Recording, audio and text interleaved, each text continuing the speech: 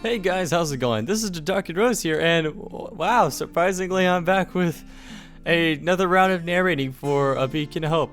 So, for those of you that haven't watched the Rose update video that I recently released, I'm actually going to change the way I record this stuff now.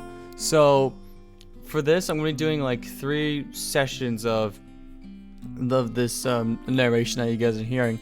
You guys may not notice it, or unless I say it, because I'm saying this like in the very beginning of it, but so I'm going to do this in the span of 3 days. I'm going to start it today. For today it'll be 2 chapters, Monday will be 2, and then Tuesday will be 2 also. So that's basically how you're getting this 6-chapter narration going on. So it'll help make my workflow a lot more efficient, just so that I could just put the chapters on a timeline, edit them as the days go on, and then I could just upload it when I'm done. So that really helps. Anyways, enough of me talking. Another reason why I didn't really narrate, I didn't really say this because it sounds really stupid and unexcusable, but another reason why I haven't narrated in a while is because this is a crow's POV. So I'm like, I don't know if I could do this. So I've been kind of going in and out. I'm actually kind of glad that I waited up until now, because I started doing like a lot of not screaming, but a lot of unclean vocalizing. So it really hurts my throat because I'm still trying to learn how to do it from the gut and not from my throat. I've been improving. Anyways, enough of me. Let's do chapter 56. I should say the long-awaited chapter 56. Training day 1. This is in Crow's POV. I'm just gonna go with how I just narrate, because there's no way I'm going to be doing Crow's voice at all. Shit, I didn't get water. I stand outside in the open field in the backyard. It is exactly 2 minutes prior to the time I told the 4 of them to get outside. Weiss is already out here, being the first to arrive, and is patiently sitting on one of the patio chairs, awaiting instruction. Looking above the kitchen door towards the upstairs window, which is Ruby's room, a little higher, and I can see Blake sitting in an open window for the attic, patiently waiting my word to hop down so we may begin. With about 30 seconds left, I can see both Ruby and Yang coming through from the kitchen. Ruby being the one to force the 2 of them to be on time by shoving her sister through the kitchen and out the back door. Alright, I begin. Weiss stands up from her chair and follows behind Ruby and Yang. Blake slides out of the window and surfs down the steep slope of the roof to the side of the house and walks to join her 3 teammates. First off, Weiss, Blake, I need to see your semblances. Weiss, you first. Ruby and Yang step aside, leaving Weiss ample room in front of me while she extends her right hand. A partially opaque glyph forms in front of her with the diameters of about 2 meters. The intricate snowflake design in the center that rotates within a large circle complements the icy blue color of the semblance user's eyes.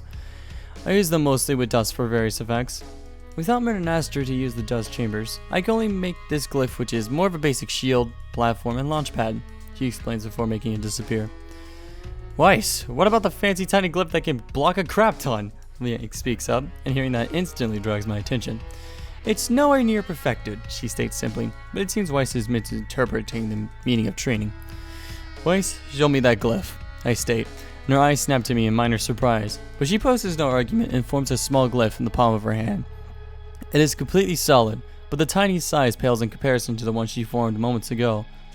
This is as big as I can make it. It could possibly get bigger, but if I try now it shatters, like so. She reinforces her statement by slowly making the glyph expand, but shortly after its growth it shatters like glass, and the broken remains disappear into thin air when they touch the grass below.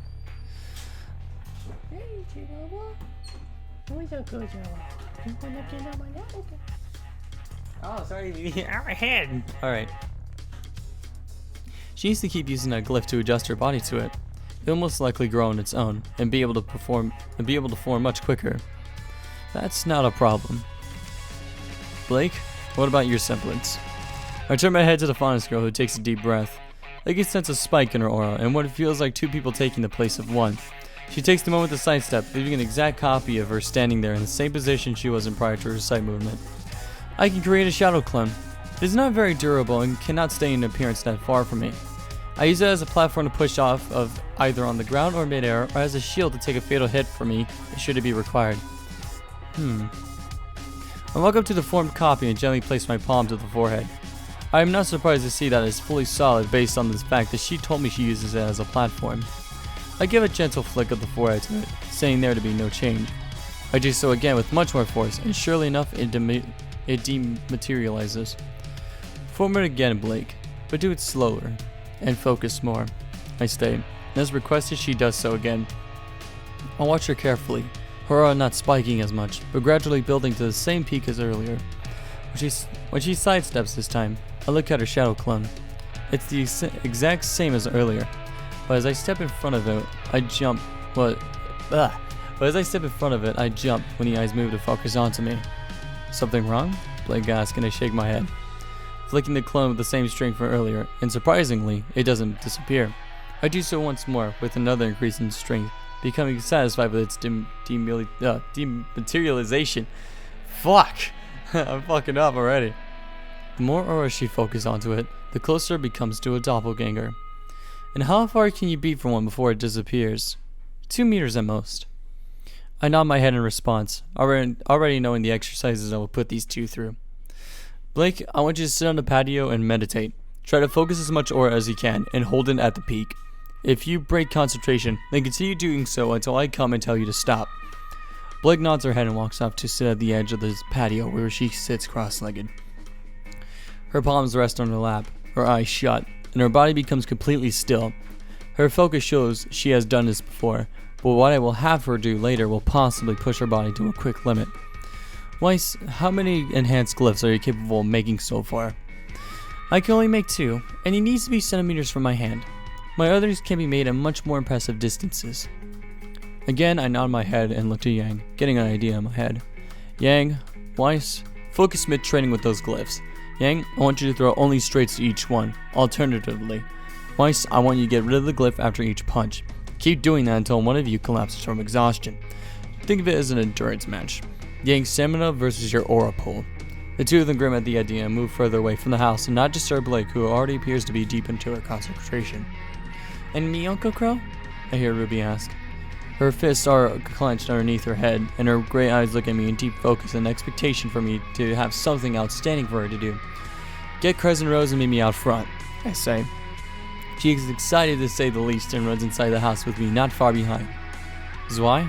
I look underneath the table in the kitchen to see the little corgi taking a nap, waking at my call.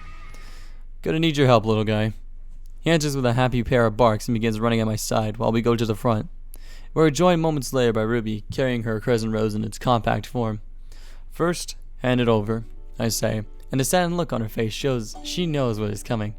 She places Crescent Rose on my palm. I hold still, laying the weapon balance before slowly tilting my head to the left, and then to the right. When I tilt it to the right, I feel it begin to slide off and immediately catch it. It's still top heavy. This doesn't make it any easier. Tell me, did you add anything to Crescent Rose? I ask, already knowing the new modification to it. Well, not add. I replaced the old site, RWBY says with a slightly nervous tone in her voice. Oh, isn't the site you had the one I got you before you went to Beacon? I ask, teasing her with a hurt look on my face while I open up Crescent Rose to its sniper form. Upon seeing the new sight, I become struck with thought how sturdily crafted it is. And peeking through the scope, I can't feel any hate for having my gift for RWBY replaced. This new sight is by far something that even I would have difficulty designing. Unless I could get my hands on it for a few hours.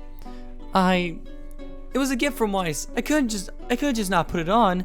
Plus it's really, really cool and it's all high tech. And I love the letters on the site too.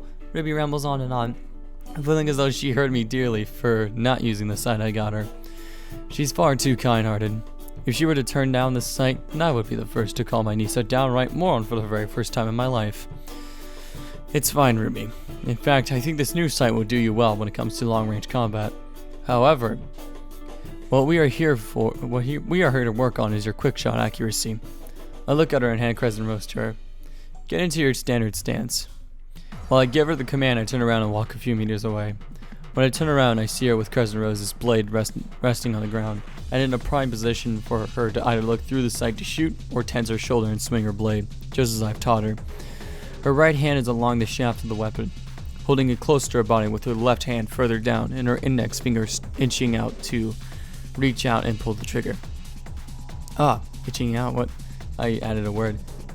We're not shooting, RWBY, but on my signal, I want you to aim at me like you normally would, as if I were a creature of Grimm. My words make her eyes sharpen and nod her head. She nods her left leg back, giving her more of a sideways stance to me, which shortens the time she will need to line up her shot properly.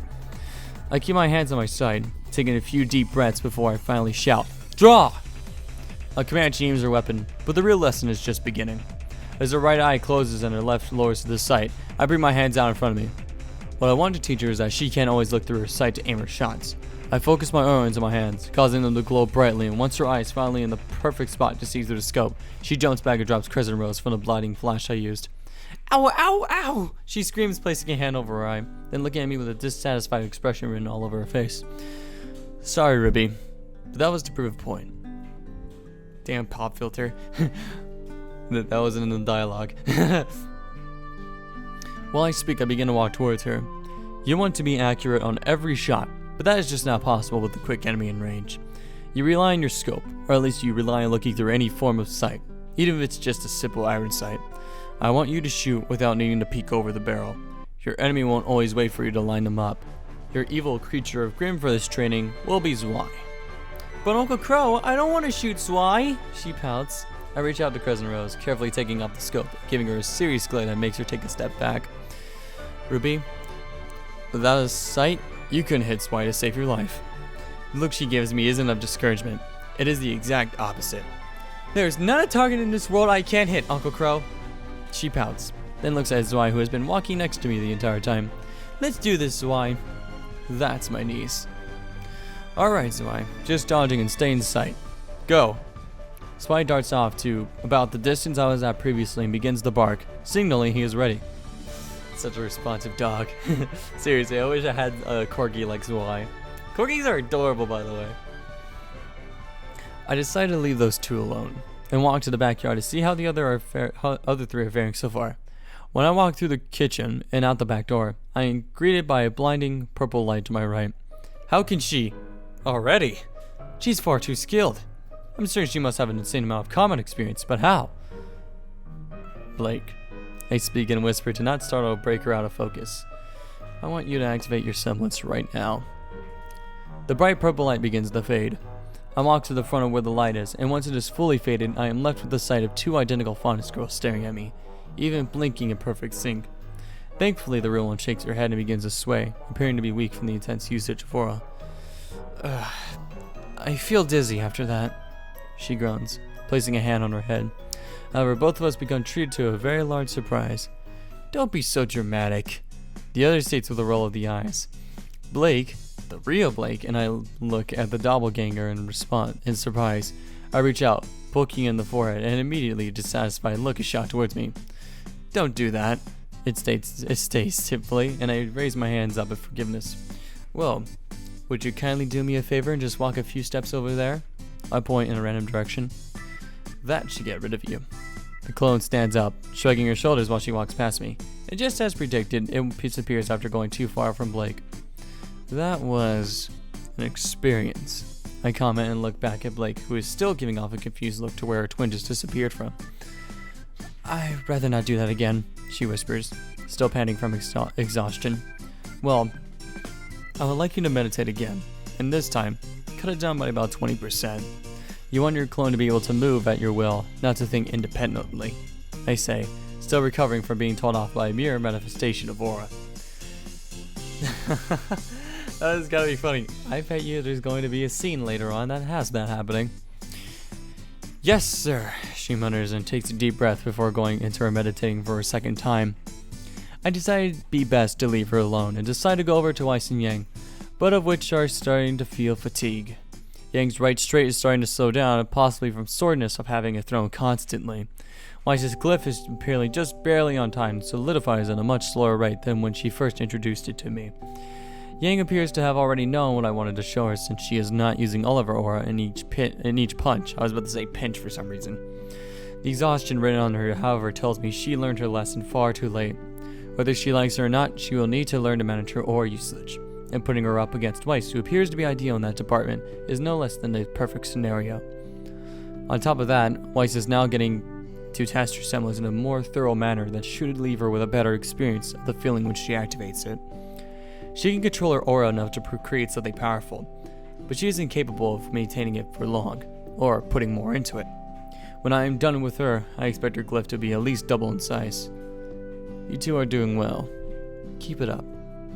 Nothing to confront those two on. The workout is very straightforward. I decided to go into the house and take a seat in the living room for a few minutes before checking on Blake, and then I will go see Ruby's progress with Mozoi. Give up on them already, Crow?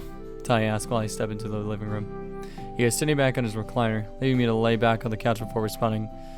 Not in the slightest. They all specialize in different things.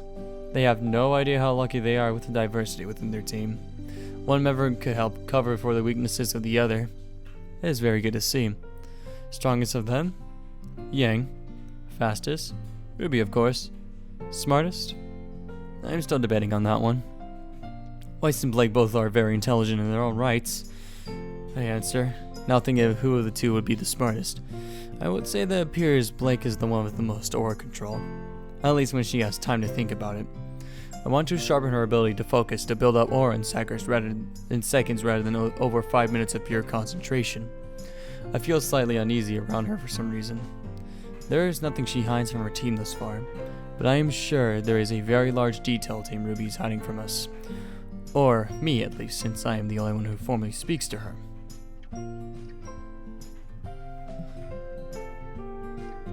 I had to scroll down.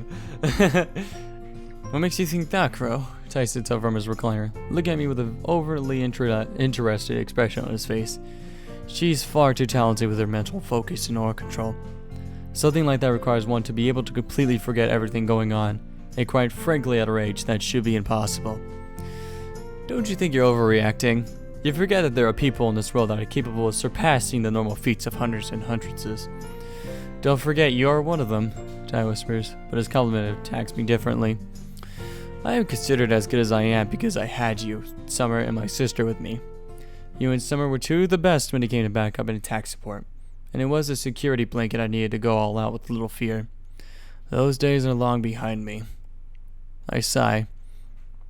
Perhaps, but you continue to train Yang in methods that you yourself could barely do at her age. If I didn't know better, I'd say you are training a legacy. Ty chuckles, but he is completely serious with his words. Possibly, but do not make it sound like I neglect my other niece at all. I stood by her side while she made Crescent Rose. She complained throughout her days at Signal that you did not help her a bit with it. I reinforced the job she already did on Crescent Rose every night after she went to bed. She was talented enough to have ideas, but she did not have the proper touch to secure modifications. Then you tell her that, Crow. That's not how you build confidence in an inspiring huntress, Ty, I shout in anger. She has perfected her work with Crescent Rose. I saw her weapon earlier and I could not find a single thing to change. She keeps her weapon top heavy and I am sure it is done purposefully with how she utilizes the recoil. She knows exactly what she is doing with Crescent Rose now, and I kept my interference minimal. She thought she'd build Crescent Rose on her own, and since then she has modified Crescent Rose so many times that it is only a shadow of the weapon I remember fixing for the final time. That's her Crescent Rose, and the fact of the matter is before I even plan on improving her semblance, I want her to have that weapon mastered inside and out. I don't want her to just know how to swing and strike with confidence. One day she will need to approach things differently, and despite how highly adaptable she is, her developed habits do not contribute to her keeping her adaptable. I wouldn't know, Crow. Tai sighs and lowers his head. RWBY and Yang both are aggressive in nature. I'll let you teach them since I am defensive on the battlefield, and teaching them to fight in a way that does not suit their interests has no value since they will not be as attentive. Yes, well, the other two are more patient. At least our Shinny girl is. If anything, I may want you to do oral training with her. Despite what people think, I do not have the largest aura. I just know how to use it, and train to be able to do far more damage with less in use. Yes, I'm the more educated of the two of us, Crow. I know the whole deal with sharp, short pulses. Treat it like a bullet, not a cannonball. You taught that to Yang, but she can't seem to master it. Don't remind me. Her punches have more push than any real damage. If anything, it's the impact when someone hits the wall that does the real damage. I roll my eyes at how hard it is to teach my own sister's daughter how to fight. Well, she doesn't need to do she doesn't need to do so that much anymore with the addition of Ember Celica to her arsenal. She lets the buckshots do the impact damage for her. I suppose so. She has a weapon that makes up for her weakness. That seems to be the opposite of RWBY, doesn't it? I inquire, and Tai looks at me, waiting for me to explain. But when I do not continue, he asks away. What do you mean by that, Crow? Well, Yang's weapon makes up for her weakness of not being able to control her aura to its most effective method. RWBY's weapon, on the other hand, is her weakness. Without Crescent Rose, RWBY is helpless in a fight. She eats, sleeps, and breeds weaponry. Weiss has her glyphs that can be used offensively and defensively. Blake has the use of her Shadow Clone, a unique semblance that can have a limitless amount of uses.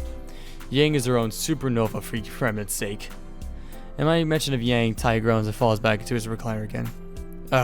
Don't remind me. She blew up the gym. Again? Again. That temper problem of hers is never going to get better, is it? I ask, and Tai gives me a look as if that was the stupidest question I could have ever asked. Okay, you're right.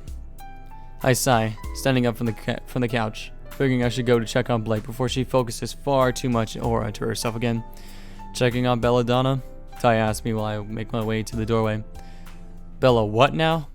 Blake, he says with a roll of his eyes. Yes, I am. Keep my seat warm for me. I chuckle and make my way to the gym. No one heard me say that. Make my way to the kitchen. I'm not going to sit on the couch for you, Tai shouts while I'm walking away. Good, I'm at the recliner. My answer makes him chuckle. I leave through the kitchen door, half expecting to be blinded by Blake's aura, but when I look, it is not as bright as before. I can see her clearly through the slight glow around her body. The light surrounding her body soon disappears. It seems like she was expecting me to be the one to leave the house. I watch as a clone of herself is formed once more, and this time, Blake stands up along with the double. The two of them walk towards me, but before I can question which the real one is, one of the two speaks up. I think I did it properly this time, Mr. Crow. Who I assume to be the real Blake says with a smug look on her face. I see. Can you prove it? That is possibly the worst thing I could have asked for. The moment I question her progress, I am caught with a clone throwing a sweeping low kick that I hop over, but then the real Blake is doing a similar sweep kick that pulls my legs out from underneath me while I am in midair.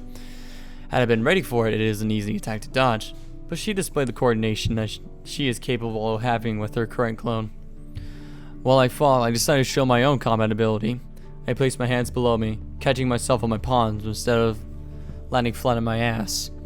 In my current position, I take the chance to use my legs in a scissor-like manner to trip Blake onto the ground, bringing her eye level with me while I flash a confident grin. We are still far apart, but I am glad you were able to do that. I want you to work on this later when your energy is back up. I would like to talk to you later, however. After you relax, you're done. I slide to my feet and help her up. Her clone makes me feel uneasy, so I give a quick open palm thrust that makes it disappear. I probably should have checked how durable it is, but what's done is done. I look out into the open field to see that Yang and Weiss are still somehow at it. Wow, I didn't think they had it in a... My thought is cut off when Yang collapses from too much aura exertion, but Weiss is not far behind and drops down to a knee. I see her hold out her left hand, trying to form her glyph, but it shatters the moment she attempts to. You two are done, I shout at them and make my way around the house to go to the front and check on RWBY. When I get there, I'm surprised to see she has taken her practice a little further and is now holding her weapon in its gun form. She keeps it hanging down and lifts for a quick shot, then drops it again before making another attempt.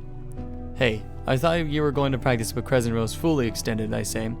But RWBY points down to Zwei, who begins to trot over. He is perfectly fine and healthy, but a single red dot on his fur lets me know that RWBY did make contact. I see. So you stepped it up after getting him? I ask while Zwei hops into my arms. I look at the slightly bloody fur and check the little corgi for any more wounds, but he is completely fine otherwise. Sorry, buddy. Oh, wait. Oh, fuck. Sorry, buddy. Didn't think she actually hit you. I'll give you a second helping tonight, alright? Zwei barks twice in my response. I chuckle at his love for extra food. Alright, fine. I'll give you a third one, too. Now, get in the house. I'll give you a little wash later. Satisfied after winning his negotiation, Zwei shakes free from my arms and runs into the house. And an even more satisfied Ruby looks at me with a triumphant smile. Alright, you did good. Those friends of yours really helped you grow. Ahem. More like, Ruby, I was totally wrong. You did awesomely. You're the most sure shot within 100 miles of Vale. And also, I don't need people to help me grow. I drink milk. She nods her head and tosses her rifle over her shoulder before walking off to the house. Milk or not, I am impressed. Yeah! You know what? I want to respond to that. So let me know. What did you guys think of that? Must have been pretty strange. I mean, have you noticed? I mean, I didn't even notice it either, but I realized that I was making my voice a little like low, just so that I can get that voice down. But,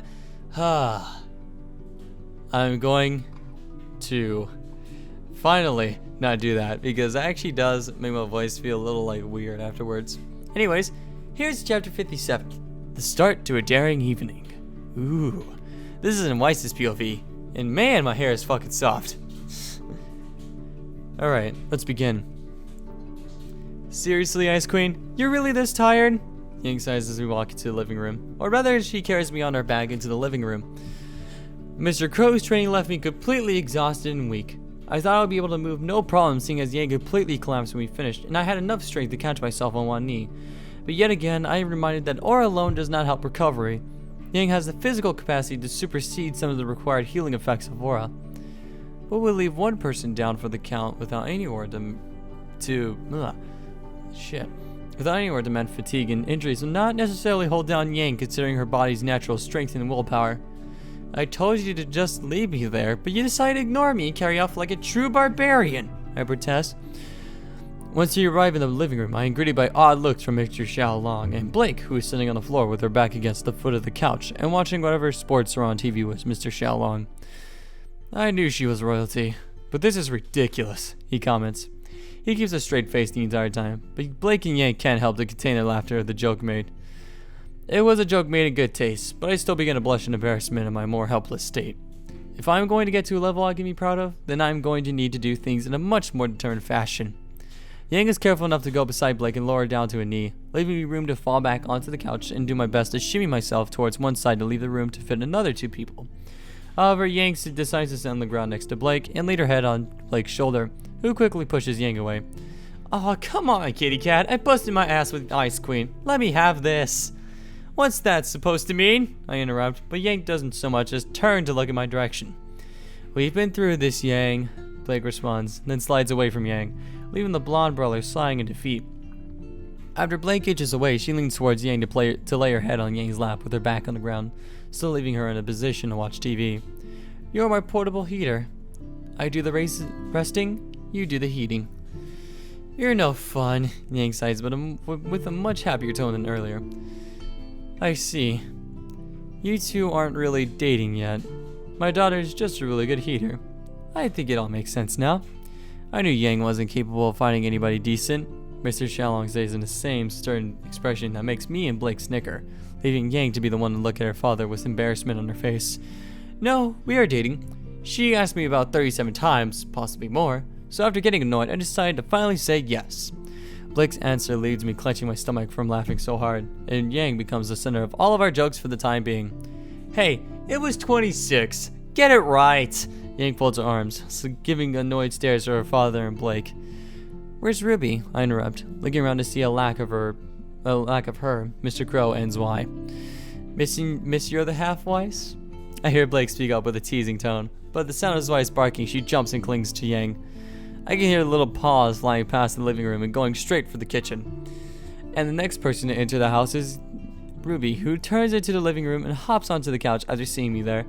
Princess! She shouts, pushing one of my legs off the couch so she can sit between my legs and lean against me. I wrap my arms around her, laying my head against hers with a bright smile, crossing my lips at having her in my arms. Take your sweet time getting here, adult, I whisper into her ear and plant a quick kiss on her temple. I am giving a quick gaze from her father after the action, but I do my best not to let it bother me. I want her father's approval, but not if it means I can't show any affection to my girlfriend at all with his presence. Hey, Twy. Hey, Twy? What? Twy? What? Oh, no! I mean, never mind. Hey, Ty. I don't think we have enough in the fridge for 6 people. We all look to see the silent entry from Mr. Crow, who is holding his wine in his arms. Not like I have a choice. I don't trust you driving a car I spent half on, Mr. Xiaolong says and slides up from his recliner. At the same time, I gesture for Ruby to let me up, and she does so rather reluctantly. I'm not that bad of a driver. One time. Just once, and you never let me forget it. Sheesh. Mr. Crow sighs and walks outside while I discreetly tail him. The only person really aware of my disappearance is Ruby, but I assume she knows why I left. Following me? Mr. Crow asks me after we get outside. But when Mr. Xiaolong follows, it is apparent why I followed, and he makes his way to the car, leaving me with Ruby's father. Yes, Weiss? He asks after stepping in front of me. You wanted to have a short talk. I figured it may be good to say what is needed now. If it ends poorly, then driving for you will help relax, and me being around my team will relax me. He nods his head. Finding little flaw in my logic and motions me to follow him to his car. He walks to the driver's seat and enters while I walk around the passenger side. Get out, Crow, Mr. Xiaolong says while the passenger door opens before I'm even near. Come on, I get kicked off the patio and now a car I own half of? Why must you act all Thai and mighty with my niece's adorable lover? Crow's voice is sarcastic and playful, but I make more notice of his terrible pun that reminds me of just how happy I am that Yang has not made a joke recently. Crow. Okay, fine, Grumpy. Crow sighs, leaving the car and walking to the patio to take a seat while I slide into the car and close the door. There's really not much I have to say. Simply the things a parent feels the need to. He leans back against his chair, looking through the windshield to the garage door. And those are things I must listen to since I am dating your daughter, I respond, and a slight scoff leaves his lips. Oh man, I just literally I was about to burp. I suppose Will raised you properly for you to say something as responsible as that. My father raised me to represent myself properly. Although always I am as the one that is fucking shit. Let's redo that. I'm gonna scroll down before that. Okay. My father raised me to represent myself properly, although always as the one that is better than everyone else. After being at Beacon, I've learned to humble myself a bit, despite how close to perfection I am. Again, I earn a momentary laugh. Sadly, that makes perfect sense. Aside from you being near perfection, that is. Anyway, let me say what I feel the need to say, and I will leave you to say your own words. He looks at me and I give a nod of my head. He's very down to earth. I think I could get along with him easily. Anyway, while what I said earlier about not trusting my daughter dating someone older than her is true, whichever way you look at it, I will not let that alone force me to dislike you, nor will your parents. You make it sound like I already am disliked. Bleh. You're not. I am more interested in how you realized your feelings for Ruby, and how you have lived this long without Yang beating you to a pulp, which I am sure she has wanted to do. It's not a pretty story. At least, not to find a few events that led to me dating Ruby. I lower my head, remembering Yang's fatal hook that left Ruby glued to a wall within the dorm room. Well, answer me these 3 questions and I will leave it at that. I nod my head to his compromise. First off, who asked who? I asked Ruby. With the support of Yang mainly, and ironically. Yang? My daughter Yang? Like I said, it's not a pretty story, and if Yang was there to support me no matter how little it was, then that just reinforces my earlier statement. I sigh, trying to keep those thoughts out of my head. Fair enough. How long did it take you to decide to ask my daughter out and finally do the action? Again, it revolves around an unfortunate event, from my ultimatum to the carry out itself. It was a 2-day span. It seems a little rushed out in my eyes. Perhaps it was, but my feelings for her were strong, and something that happened led me to believe she shared my feelings. It's all very complicated, and I will be not happy to, but more than ready to tell the event when we both have more time at hand. I take deep, slow breaths, fighting away my oncoming tears as I prepare for the 3rd question. I see. My last question is just yes or no. Did Crow already threaten you? Yes. I see. Then I have nothing else to say or do. Crow is much more intimidating than me, and when it comes to his nieces, he means everywhere what he says. I will add is that I share his same decision. He looks at me with a focused stare before extending his left hand for me to shake.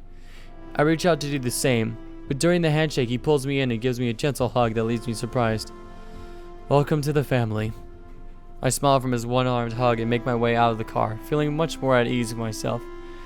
As I leave the car, Mr. Crow stands up from the bench on the patio and goes into the car with Zwei at his side before it is started and backed out of the driveway for the three of them to head into town. I walk back into the house, and when I do, I am caught on my blind side by someone I cannot identify since they make care to not make any body contact.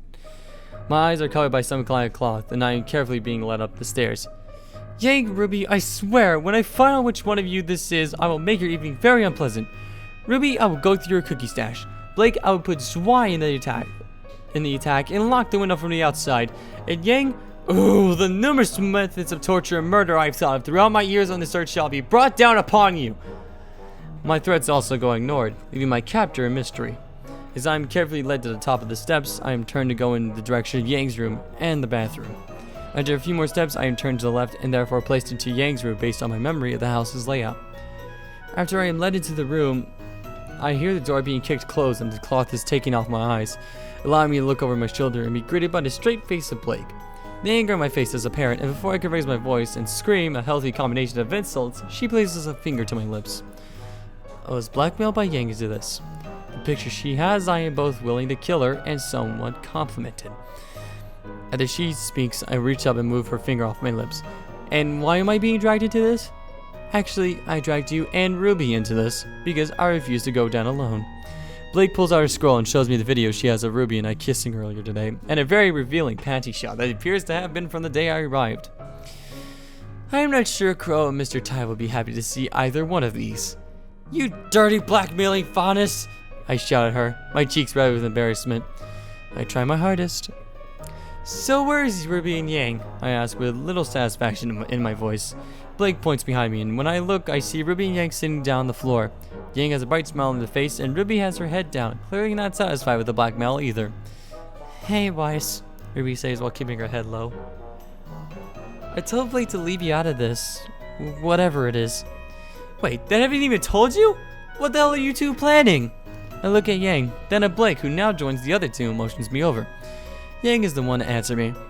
Well, I wanted to play truth or dare with my kitty cat since Uncle and Dad always take forever to get back from the town.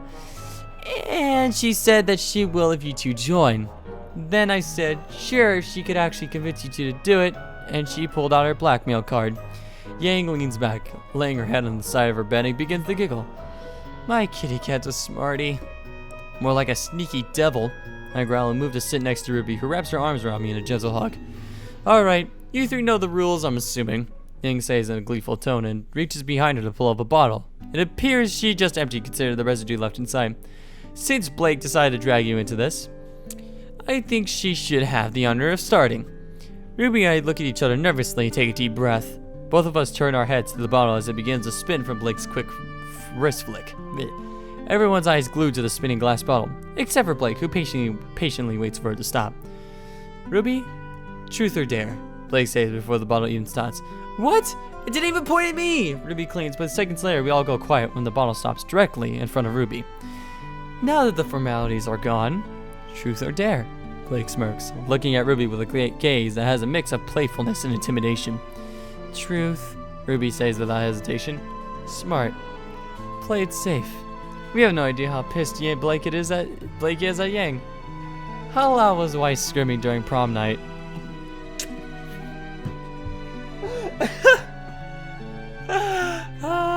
The original just make truth as worse as dare. I mean, that's the best part about truth or dare. They can be just as bad or even worse.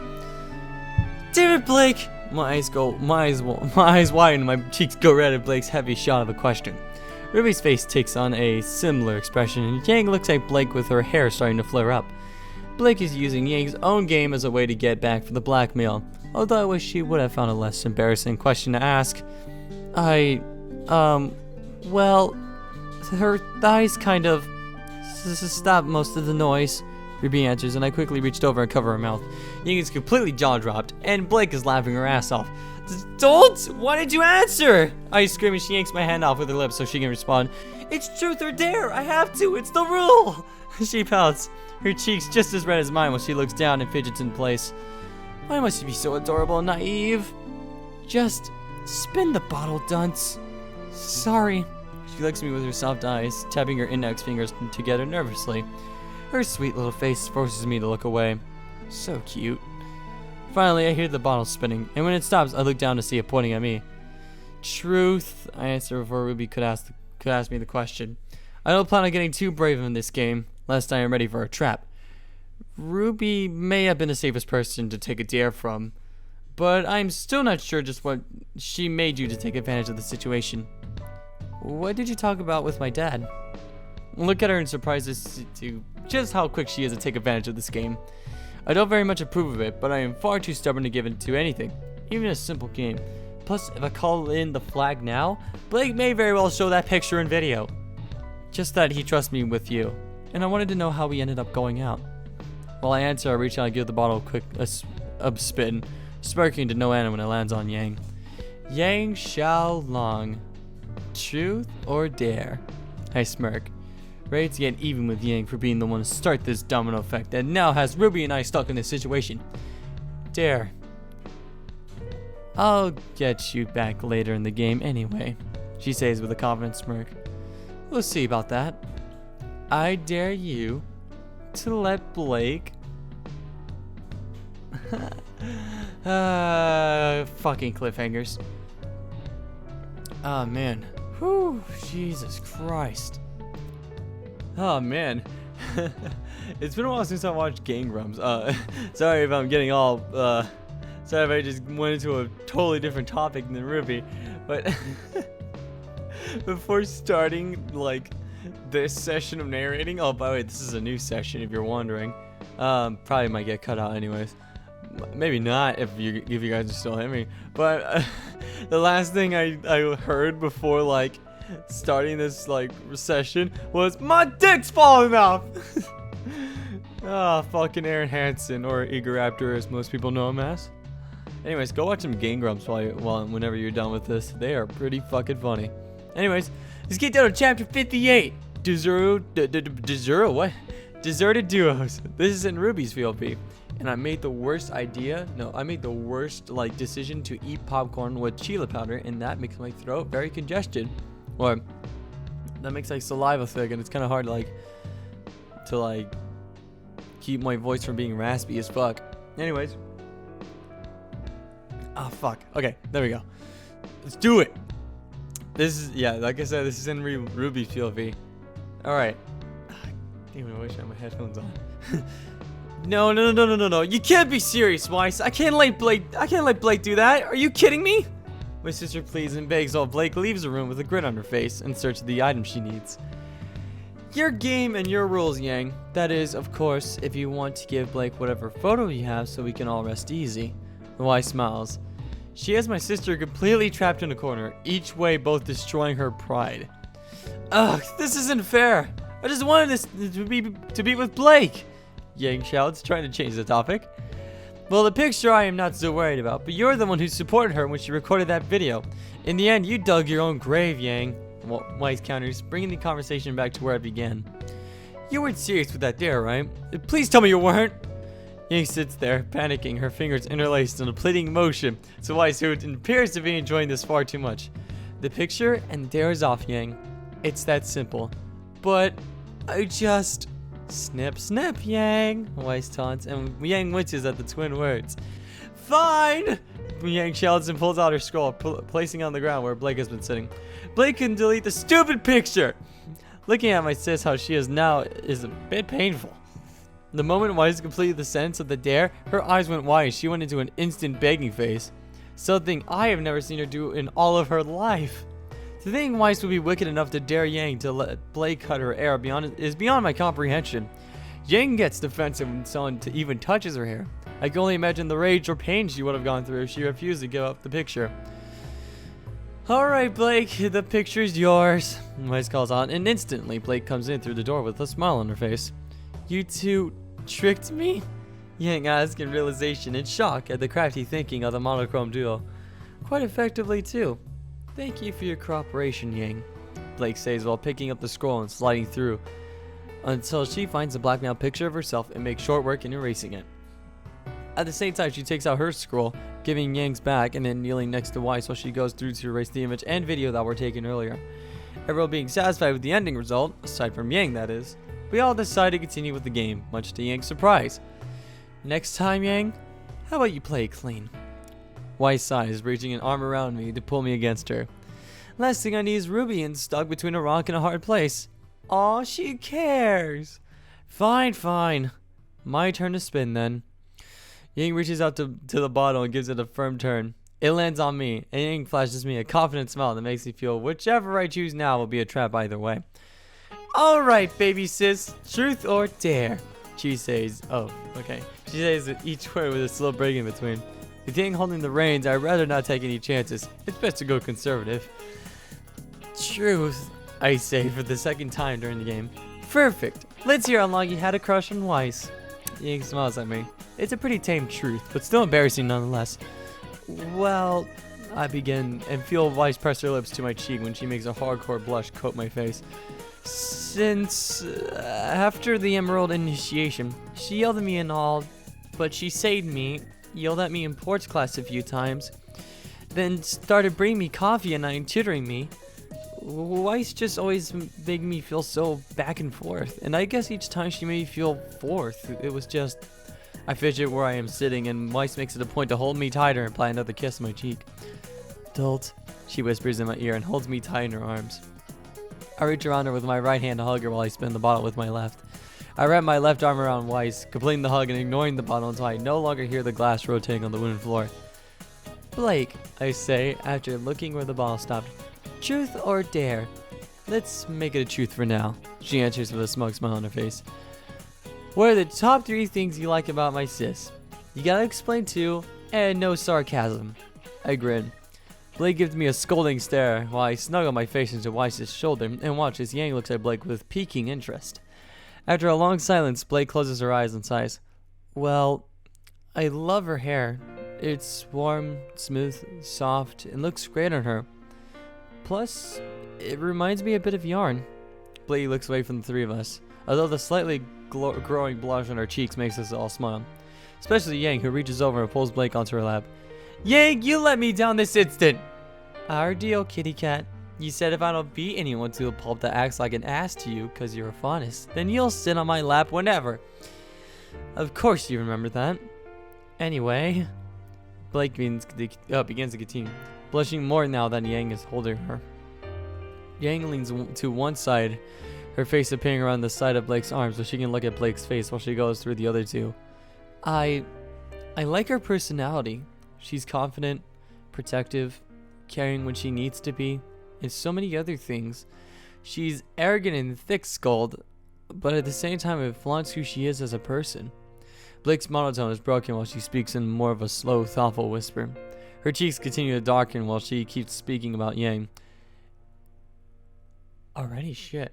And my sister's face begins to glow with happiness at each and every word. And finally, I like her physique. Blake's cheeks turn a crimson red and she goes silent. Gotta explain, Blake. That's part of the bet. Weiss cuts in while still holding me. I have a soft spot for... Blake stops again, biting into her lower lip and trying her hardest to get the words out. Oh, come on, kitty cat, tell me. Yang encourages, holding Blake by the waist with a visible tensing her arms that shows the hold being tightened. I like abs, okay? Blake blurts out quickly and reaches for the bottle to spin it. My jaw drops at her final reason. More so because I recall when me and Shun were speaking in the gym, she was also gawking at Yang's abs. I guess I just don't understand people. Yang's face at Blake's response goes beyond being priceless. Almost immediately, Yang begins to pepper Blake's cheek and neck in a flurry of kisses. Blake doing her best to ignore them and focus on the bottle. Weiss, Blake whispers, calling out a name while the ball is still spinning rather fast. Truth or dare? I look over to Weiss, who continues to stare at the ball, waiting for it to come to a full stop before she answers, most likely hoping that Blake is wrong with her prediction of the target. I see a wince on Weiss's face when the ball stops, pointing directly at her. Truth. Weiss, not so surprisingly, answers. We might as well get this on the table. How long have you liked Ruby? Blake asks with an accusing hint to her tone. Blake, you're evil. Weiss whispers, releasing me from her hug, which lets me turn to myself to face her while she struggles with answering. Good question, babe. She told me a length during the dance, but it was nothing exact. Kinda pissed you knew for a while and never told me though, Yang says to Blake, and in turn I begin staring daggers at Blake for not telling me either, since she knew I've liked Weiss since the very beginning. Since the moment she finished off the giant Nevermore, Weiss whispers, but instead of looking away, she continues her explanation, much to my delight. Seeing Ruby thinking of a plan on the fly and trusting me enough to launch her to the giant Grim, the entire spectacle was poetry in motion. That was the first time my heart fluttered, but don't get me mistaken. I would be lying if I said that it was always love at first sight. I was always more annoyed at how irresponsible and dim-witted she could be. I sigh, dropping my head after the compliment begins to go downhill. Well, we can win them all, Ruby. Moments later, I feel the cold digits of Weiss's hand trailing my jawline and lifting my head to make me face her. However, she's always had the cutest face and purest heart. And I will admit that every time I called her adult and saw those cute puppy-like eyes of hers, my heart melted further until I couldn't take anymore. Weiss keeps her eyes on me and spins the bottle with her right hand. Her gentle fingers reach around to the back of my head and pull me towards her, along with her eyes closing while I lean in with no resistance. Just before our lips can connect, we hear Yanks interrupt, saying she is still here, but the sentence is cut off, most likely by Blake, who lets Weiss and I share a brief tongue-entwining kiss that leaves both of us blushing on the pullback. Mostly because of the thin bridge of saliva that links our lips until we are far enough that it disintegrates in the air. Weiss looks down at the bottle. Seeing it is pointed at Yang once more, he gets a wicked grin on her face. Truth or dare, Miss Xiaolong, she says with confidence radiating in her voice. Truth. I don't trust you. Yang responds, making Blake snicker and me covering my mouth to avoid laughing at my sis actually backing away from a challenge. Fine. I think Ruby should cover her ears for this one. I want to know, I shout, folding my arms at the several times I've been excluded because of Yang being my sister, or roughly because I am the youngest of the four. Just ask it, Weiss. Can't be too bad. Yang rolls her eyes. I warned you. How many people have you slept with, Yang? Weiss gasps without hesitation or stutter. Cover her ears now! Yang shouts, and Weiss quickly leans over to place her palms over my ears. I look at Yang, trying to read her lips, and on her answer, Blake's eyes go wide, and I can feel Weiss's body go stiff. After a few stunning seconds of silence and Yang's unamused face, my ears are released, and all I can hear is Weiss still in amazement at the answer. That many? Have you no decency? Weiss looks at Yang with a look of increasing shock. Ironically, I was thinking it would be more, Blake whispers. My sister remains silent at this point and just spins the bottle, her eyes lighting up when it goes to where Blake was sitting earlier. Kitty cat, truth or dare? Yang purrs. Truth. I'd rather not take a dare with your sister around. Blake answers, and I fold my arms out again, being the excuse to not enjoy the game to its fullest. How many issues of Ninjas of Love do you plan on buying in the future? I have a lifetime subscription. Blake's face is red, but she still holds the unamused blank face of hers that I can only identify as the Blake face. Blake reaches out to spin the bottle, and while it is spinning, she again makes the Euler judgment, and even after waiting for it to come to a complete stop, it is proven to be right yet again. Little Red, truth or dare? I'll show them that it can be fun and stuff. This'll change the course of the game.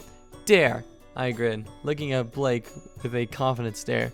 Out the corner of my eye, I spot Weiss surprised at my answer, and over Blake's shoulder, my sister is grinning. Go get him, sis. Alright, I dare you to bring us all the cookies you have stashed in the house. I know you must have a few. My precious stashes?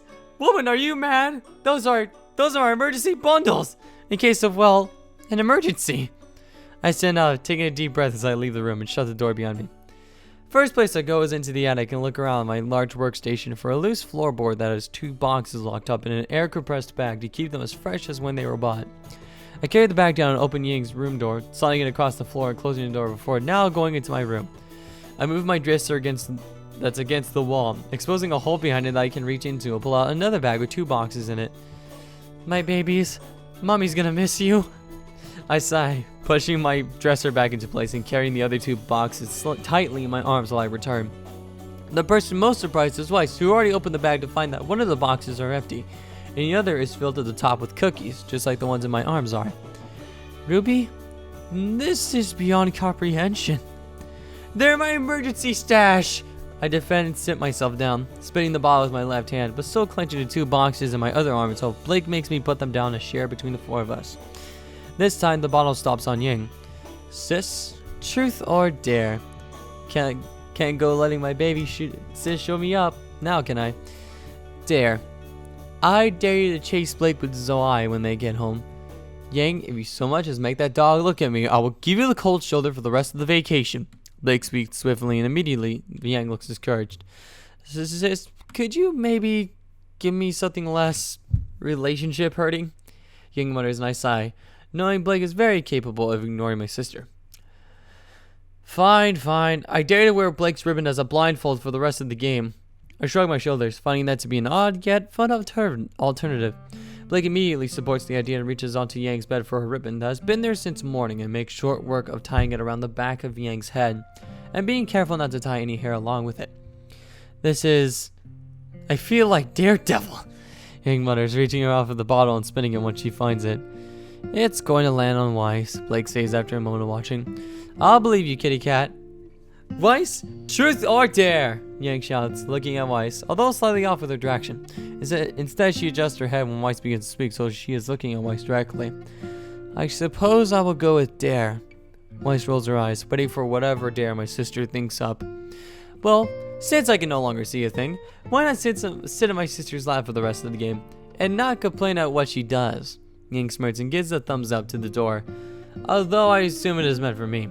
By the way, I say that the dare should last through the entire evening.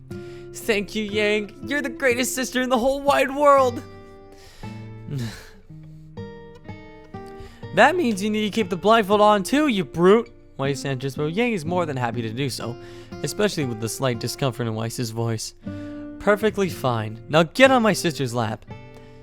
Or sister's lap, bleh, Yang commands, and I smile as Weiss shimmies over onto my lap. She looks over her shoulder at me, then down on my hands while they wrap around her waist. I guess she is still thinking about what I did in the car, but Blake was looking away at the time.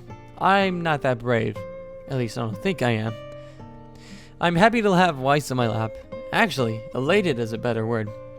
While she spins the bottle, I begin to undo her French braid to let her hair down, combing my fingers through to make sure her beautiful snow-white mane is let loose. Weiss relaxes more when she realizes I am just letting her hair down and goes ahead to spin the bottle. I am too busy with the hair to know who it lands on, but soon enough she calls out a name. Blake Belladonna. Truth or dare? She has an evil twist in her voice, making me wonder what my princess could be planning. Truth. I'd rather not play into the trap of peer pressure. Blake answers, although I seems to have expected that and already has a question at hand. What are the 3 biggest regrets in your life? Weiss folds her arms, a big around Weiss's shoulder to see Yang giving a death glare to Weiss. Why would Weiss even ask that? Not leaving the White Fang sooner, saying no to Yang so many times. And I suppose the last one would be not being able to capture Torchwick in the shipyard. Blake reaches out and spins the bottle, leaving me a bit surprised at how well she answered the question. We all watch the bottle, waiting for it to stop spinning, but before it does, the room doors open and Uncle Crow is peeking in at us. And Uncle Crow peeks in at us. Sorry to interrupt, girls. Your father and I have to run, unfortunately. Ty cooked up 3 burgers and a breaded fish patty for Weiss. Lettuce and all that other stuff is out on the table. You won't be back till tomorrow. Watch as Uncle Crow peeks behind him before entering the room and closing the door. Weiss, Ruby. Personally, I can't find any better accommodations for you to sleep, so I will hear, see, or speak of no evil should you 2 decided to share a bed. Yang, you're the second oldest here, but you are the oldest resident of this house, so you're in charge. I expect you to remember the talk we had, and we'll let sleeping dogs lie. Yes, sir. Yang sighs and satisfied with himself. Uncle Crow walks out, but comes back in a few seconds later. So Angelica saw us and gave us the clothes you never picked up at the laundromat. Do make sure you bring them up when you're done eating. Uncle Crow grins and leaves the room. The last thing we hear is the front door closing and the loud screeching peel out of the car, letting us know we are alone for the night. So, dinner? I ask, Weiss and Blake being the two to stand up first. We all get a nice kick out of Blake carefully guiding Yang out of her room and leaving my older sis behind to follow the walls and railings of the house to make our way to the kitchen, while the three of us rush downstairs to get our food. I wonder what was so urgent. Uncle Crow seemed a bit rushed. Oh man. Okay. I should really take a drink on the moment. God damn it, George. I can't do Crow, man.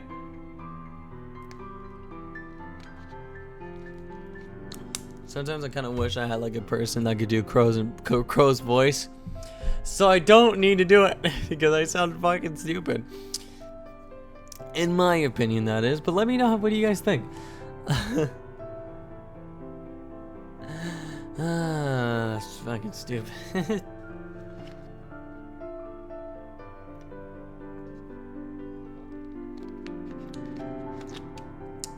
This water bottle, man. Sometimes the water doesn't even work.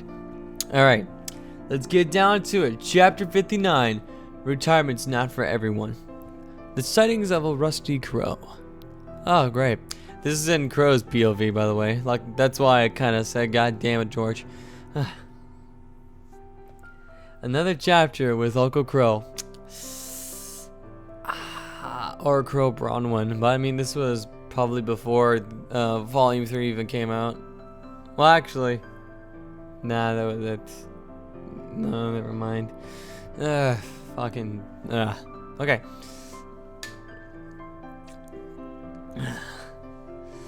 Alright, Crow. I'm going to grab the patties and buns. Ty says while getting out of the car, and I do the same.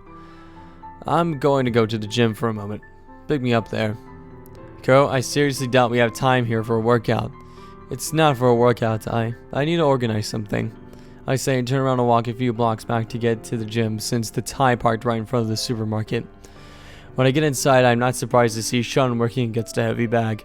She's the most hardworking person I've even seen in Patch, and her effort shows in when she gets serious. Shun, I call out while I begin walking up to her. At the side of my approach, she smiles brightly, still sporting the orange outfit I got her, but is wearing her hair over her special eye, something I have disapproved of before. Mr. Crow, she exclaims, stopping her workout to maybe halfway. Good to see you. How's the house and the groceries coming along? On top of my question, she lowers her head and lets out a soft sigh. I've been keeping my portions as low as possible. I paid the rent for this month, but my fridge is nearly empty. The next competition isn't for a month. At this rate, I may need to try my luck in Vale. The pit? Yeah. Unfortunately, I know you helped me get a home, Mr. Crow. It's just that I can't find any competition here anymore.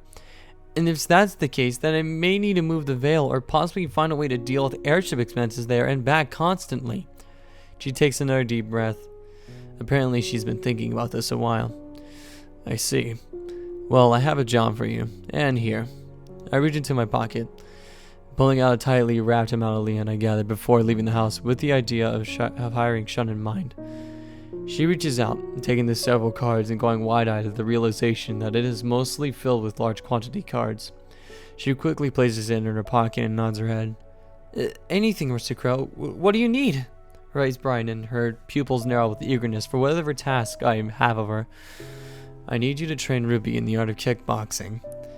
Is that all? For all this? I can't take all this with just that being the task. Honestly, I thought you wanted me to go scout out a robbery or something. She begins to ramble. I never met someone quite as indirect as her before. Oh man. Whew. Shit. Whenever I do that voice, it kind of makes it harder for me to like keep like a constant steady of breathing going, because one, it makes my voice sound, it's making my voice raspy, and two, well, since I ate popcorn and chili powder earlier, that makes it worse, because for one, that really makes the like saliva kick in, and I sometimes feel like I'm gonna be choking on it. Anyways, flashback 3.5 years ago. Or 3.5 years ago. I mean, that could have been easier to say, George. Come on, man! While she was a student Signal, she took any extra activities she could. Working at a small-time dust store after her track meets and anything else she picked up. She always kept to herself, and to add on to that, I've seen her eating her food alone, usually outside. Now that may not be too odd, but seeing only eating half of whatever solid food was given and storing the rest in a rewashed Ziploc is anything but normal in my eyes. After her sophomore year at Signal, I decided to check out what it is she does over the summer. She worked at the dust stop from dawn to closing, then went for a jog to follow that I could not keep up on since I am trying to be discreet. Running as fast as she was is the last thing I should do to remain unnoticed, especially with how many faces already know me and Patch. This pattern would continue each day, weighting me further and further down her jogging route until I managed to spot the end of her route. Deep down the road to another town, there is an old abandoned house. The windows have been boarded shut. The only means of entry that I spot is the one she took, a hole within the slanted roof that leads straight into the attic. I left my investigation there for the day. The following day, I decided to go into her home at dusk and observe the establishment. The attic was well kept, and on top of that, it seems the door and the floorboard was sealed shut to isolate the attic from the rest of the house. I give a French stop to the floorboard and let out a loud sigh when I hear the growling of a grim below. For however long she has been here, she's dealt with it, also being the home to possibly multiple grim. I'm getting her out of here. I sit down in the corner of the room, as darkness becomes more apparent. And after another hour, I hear a few footsteps above me that go towards the hole. Seconds later, I see Shun's silhouette entering the room, and I make myself known. Shun, it's Mr. Crow. At my voice, she jumps and enters some poor brawler stance. After registering my voice in her head, she lowers her hands and looks at me through the darkness without any effort thanks to her night vision. Mr. Crow, I didn't think I would be having company. I didn't have time to fix up the place. I'm sorry. I see. Well, how about we go downstairs and have ourselves a drink? I play dumb while walking towards the glued ladder. No! She covers her mouth after shouting, moving her hands away after she calms down. It's really messy down there. Because of the Borbatusk? She freezes at my question and looks down to the floor. Mr. Crow, why are you here? I don't need to see you until the break is done. Please leave. Shun, where are your parents? I could report this to the PBD, but I'd rather avoid that. It was then that I found out that Shun's parents left her for some reason at the start of her entry to Signal. She has no idea why, but one day she was left on her own with no idea what to do. Suddenly it all makes sense to me. The job from morning to evening to earn enough for her food. The after-school activities to get the complimentary snacks that Signal provides. It was that day I bought a small-time house in one of the cul-de-sacs in town and gave it to Shun with only one conditioner. I want her to learn any hand-to-hand fighting style. While she was at Signal, she forged a weapon, and instantly at the sight of it, I knew it wasn't anything she planned on using. She passed all her classes for the sake of it and held no pride in her work. Since then, she has been fine. Taking on boxing, but eventually altering her into teaching herself kickboxing and utilize her strong legs. She's become great friends with Brandon and the rest of the gym regulars. But nobody knows about her poor state aside from me. Her meeting Yang, even the two going out for whatever time it was I was aware of. But some things are best left unspoken of. She needs to learn how to fight without Crescent Rose. I'm giving you this much because I am bringing you with me to Atlas in a few days. And unfortunately, it will be staying in the home of a prime faunus hater. I wish you to keep your pride to yourself and focus on training Ruby every day until she has to go back to school. You will start tomorrow. Go to us and tell her I sent you as part of her training. I explain. At the mention of Vale, she grits her teeth and clutches her fist. We are going to She Manor, aren't we? Yes. At my answer, she snarls, turning around and delivering a sharp roundhouse to one of the closest heavy bags. Her kicks makes the bag pop and break it off from the support it is hanging from. Her kicks are a thing of beauty, and she can teach Ruby how to deliver one, especially with Ruby's leg power from using it to start up her semblance, and she'll be a force to be reckoned with. I can't make a promise, Mr. Crow. She sighs, looking at me with a torn stare. I can't afford not to, Shun. I state simply. It's something cold to say, but at the end of the day, I know she is more than capable of holding her tongue when needed. Besides, Ruby and the rest of her team are going. Wait, Blake, Yang, and the Schneers? Oh, so you've met them. I will tell you now that they will not tolerate any faunus, especially since they have a faunus on their team. Anyway, I need to get going. You may do your training at the house. Yang has focus mitts. I will leave it all up to you. I turn around and make my exit, but before I can leave, she calls my name once more. Mr. Crow! Yes? I ask while looking over my shoulder to see her walk up to me. Thank you. For everything. She smiles. One of her few most genuine smiles, and I reach back to pat her head. She's a sweet girl, misjudged by her lack of social skills at times. No need to thank me. I gave you nothing. I made you take on a fighting style, and you have used it to sustain yourself. Now you will be a trainer for my niece to sustain yourself. You are earning everything you are getting, make no mistake. I smile at her before I continue to walk and leave the gym, just in time for Ty to pull up and get myself in the car without him having to stop for long. Did what you need? He asked the moment I get inside. Yes. Were you able to get the food? Of course. He grins, pointing to the back seat. I look back to see 2 grocery bags and Swy sitting in the middle of the two, acting as a guard dog for the food. Good. I will help you cook, I suggest. No, I got it. Just relax.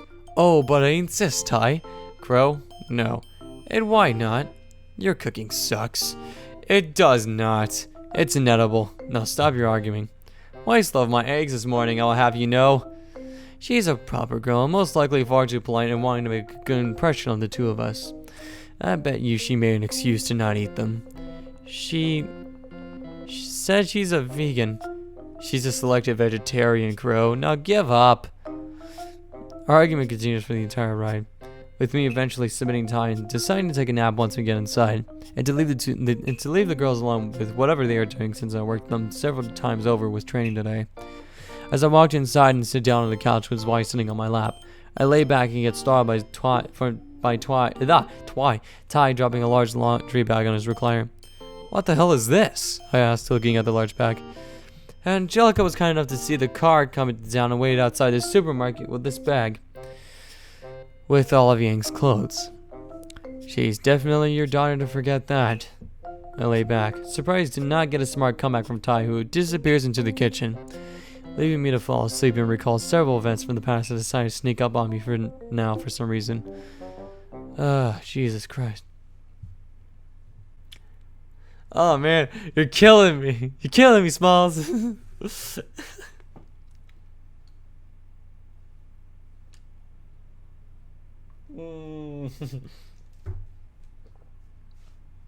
Shit. Water stained on my neck. Realizing that I just completely fucked up with drinking water. And no, that wasn't part of the story, guys.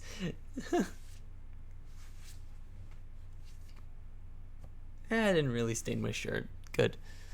Because I accidentally, it spilled and just, dripped down on my neck. I was like, water, no.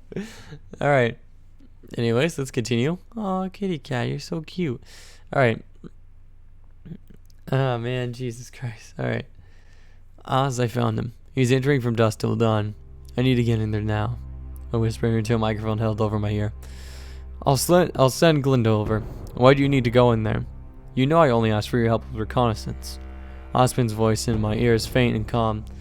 I don't know how he's always been like that, but it's good to know someone that can be as relaxed as Ty on a normal basis. My niece is in there. She came to Vale to get some music. Patches some shitty stores, I admit, not being able to find much of my own music collection on the small island. If she's as efficient as you claim she is, then this will be the perfect test. If she can hold down, then I will be more than happy to welcome her to Beacon. Don't you already have a niece coming here? I do, I answer, gritting my teeth as I stare down the store after torture confined men enter. This one is also one of Ty's different mother. I see. For now, take a look around. He's evaded the VPD because he is smart. I want to know how smart. I stand up from my perch at the corner of the building. For now, I need to believe that RWBY's training will be plenty for her. I turn around and begin traversing the rooftop. Within the large alleyway below, I spot something that could prove to be of value. Hey, Oz? Yes, Crow? Would you consider an airship to be something to look around for? 'Cause that's all I got. Perfect. Get to a good spot to watch over your niece and switch over to channel B. Keep your microphone muted. Out of stupidity, I nod my head, forgetting that I am talking over a microphone.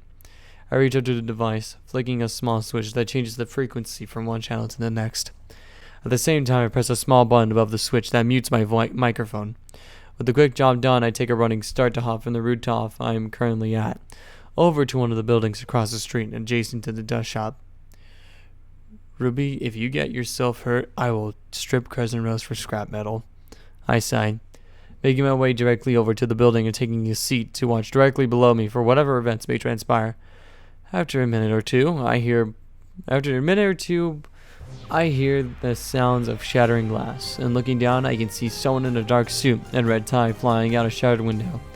Along with my favorite caped crusader, looked practically riding the poor man after connecting with what I assumed to be a dropkick. Alright, niece. Let's see if you're capable of dealing with a few deadbeats. I smile, seeing her open her Crescent Rose in such a confident manner. Though I take note of her fancy twirling of the weapon, which ultimately hides the fact that she just removed the headphones from around her neck and slid them into her back pocket. Well, technically in the show... Okay, well, I'm gonna be honest here. Well, technically what happened was that she actually still held them in her hands and pressed the pause button. That was pretty badass, though. Oh, man. I wish I could do that. Ruby, if you don't beat these men, I will kill you myself for losing and being a thief. Soon enough, she is joined by 3 other of Tortrix's men, and just like I taught her, she takes down 2 with ease. Although she alters her swing to use the blunt side of the scythe rather than the blade, which I admire even more. My niece is no killer. She's an aspiring huntress and no short of a genius in combat, aside from her overconfidence. I inch forward on the rooftop when I see one of them draw a gun. I am ready to drop down, although with a quick sidestep and closing in distance, I realize she is beyond capable for now. Shortly after she is done with the 3, I watch as the well-dressed crime leader steps into view. Well, Red, I think we can all say it has been an eventful evening, he speaks up, dropping something onto the ground before crushing it with his cane. And as much as I love to stick around, he lifts his cane up, aiming at a ruby. As what appears to be a sight pops up from the bottom of the cane, I realize that that must be his weapon. Is where we part ways. Shit, Ruby, get out of there! The moment he shoots at my niece, he takes off across the street to the left and begins climbing a ladder, straight to a rooftop I was just observing from earlier. Thankfully, Ruby made little work of dodging the explosive shot, but is now looking lost. After a moment, she spots him climbing the ladder and follows him with little needed effort. Ospen, I can see the thief from here. The sound of Glinda Goodwitch fills my ear. It seems Oz wants me to listen in on the conversation using the other channel he designated for me. Good. You think you can capture him? Think? I prefer you not insult my capabilities, Ospen. My apologies. He chuckles after the minor argument. My attention is still more focused on Ruby, who is chasing down Torchwick. However, as expected, an airship rises from the alleyway, giving him time to hop in. Watch closely to an object he casually disposes of that. He just casually disposes, and that lands at Ruby's feet. A trained inspection from this distance makes me think it is a mere gem, but the fact that he just robbed a dust store brings me to the conclusion that he just threw a sharply cut red crystal, and his extended cane gun reinforces my point. Don't look at it like an idiot, Ruby! I'm here, Ospen. Seems like we have civilian interference. Dropping in. Just as the shot is released, I can see the tall blonde form of Glinda drop in front of the blast. With the debris clearing, I let out a relieved sigh to see the entire explosion was blocked effortlessly. The falling battle is between her and a woman whose face I cannot make out from within the shadow of the airship. The battle ending with the mystery woman canceling out Glinda's last attack and getting the airship to evacuate. Suddenly, I can hear the excited voice of my niece in my ear, making me realize that Glinda's device is not muted, but is most definitely resistant to background noise. You're a huntress. Can I have your autograph? I begin to laugh at my niece's abandonment of the serious situation and the mere presence of a huntress. Bring her in, Glinda. I wish to meet her. I smile, hearing Osmond keep his promise, although the long, well-thought-out scolding that Glinda is giving her be all the way back to Osmond's office, while also filling in on Tortrix's escape. I feel bad that she has to deal with the uptight huntress, although I forgive Glinda for scolding my niece, more because of the fact I was treated to the lovely and graceful movements she showed during her battle. Always did have a soft spot for blonde hair and green eyes. Don't know why. Thank you for keeping your red nose. It'll be suited for Beacon. You won't regret it, I say to myself. I take off the earpiece and turn it off, deciding I will check in on the private channel when I am back in my car, which is more than a few blocks away. At least you two will stay together. Makes things a lot easier. Sheesh, when Ruby gets home, she'll be blabbering on and on about how she met a huntress, and now getting ready to go to Beacon. I need to call Ty and warn him. Several weeks later. God damn it. Fucking shit. It's so hard to go into that impression. I'm not even making it right, so whatever.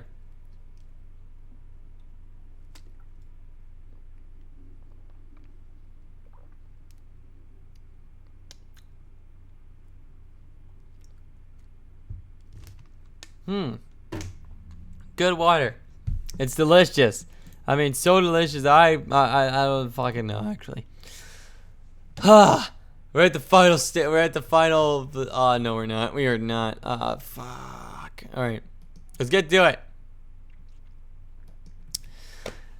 All right. Several weeks later. There's been far too much activity over there. I don't like it one bit. Word from the docks has been that there will be a large dust shipment coming in. If that's the case, then I may be lucky enough to see Torch again. I lay on a rooftop across the active shipyard. A shipyard that shouldn't be this active to begin with, especially with the now incoming airship. I watch as several personnel exit, leaving me cursing underneath my breath as I recognize the unmistakable insignia on the back of the uniforms through my binoculars. The White Fang. This is much worse than I thought. Wait, who's that? I watch as one more person exits the airship, dressed differently from the rest of them. As the person steps off the airship, I curse again, seeing it as Torchwick.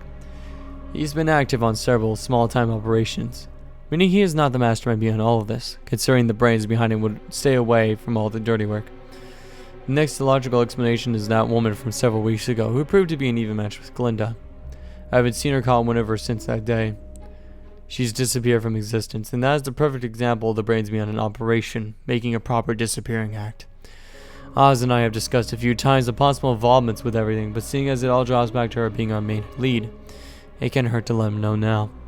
If I'm wrong about her being the leader, then so is he.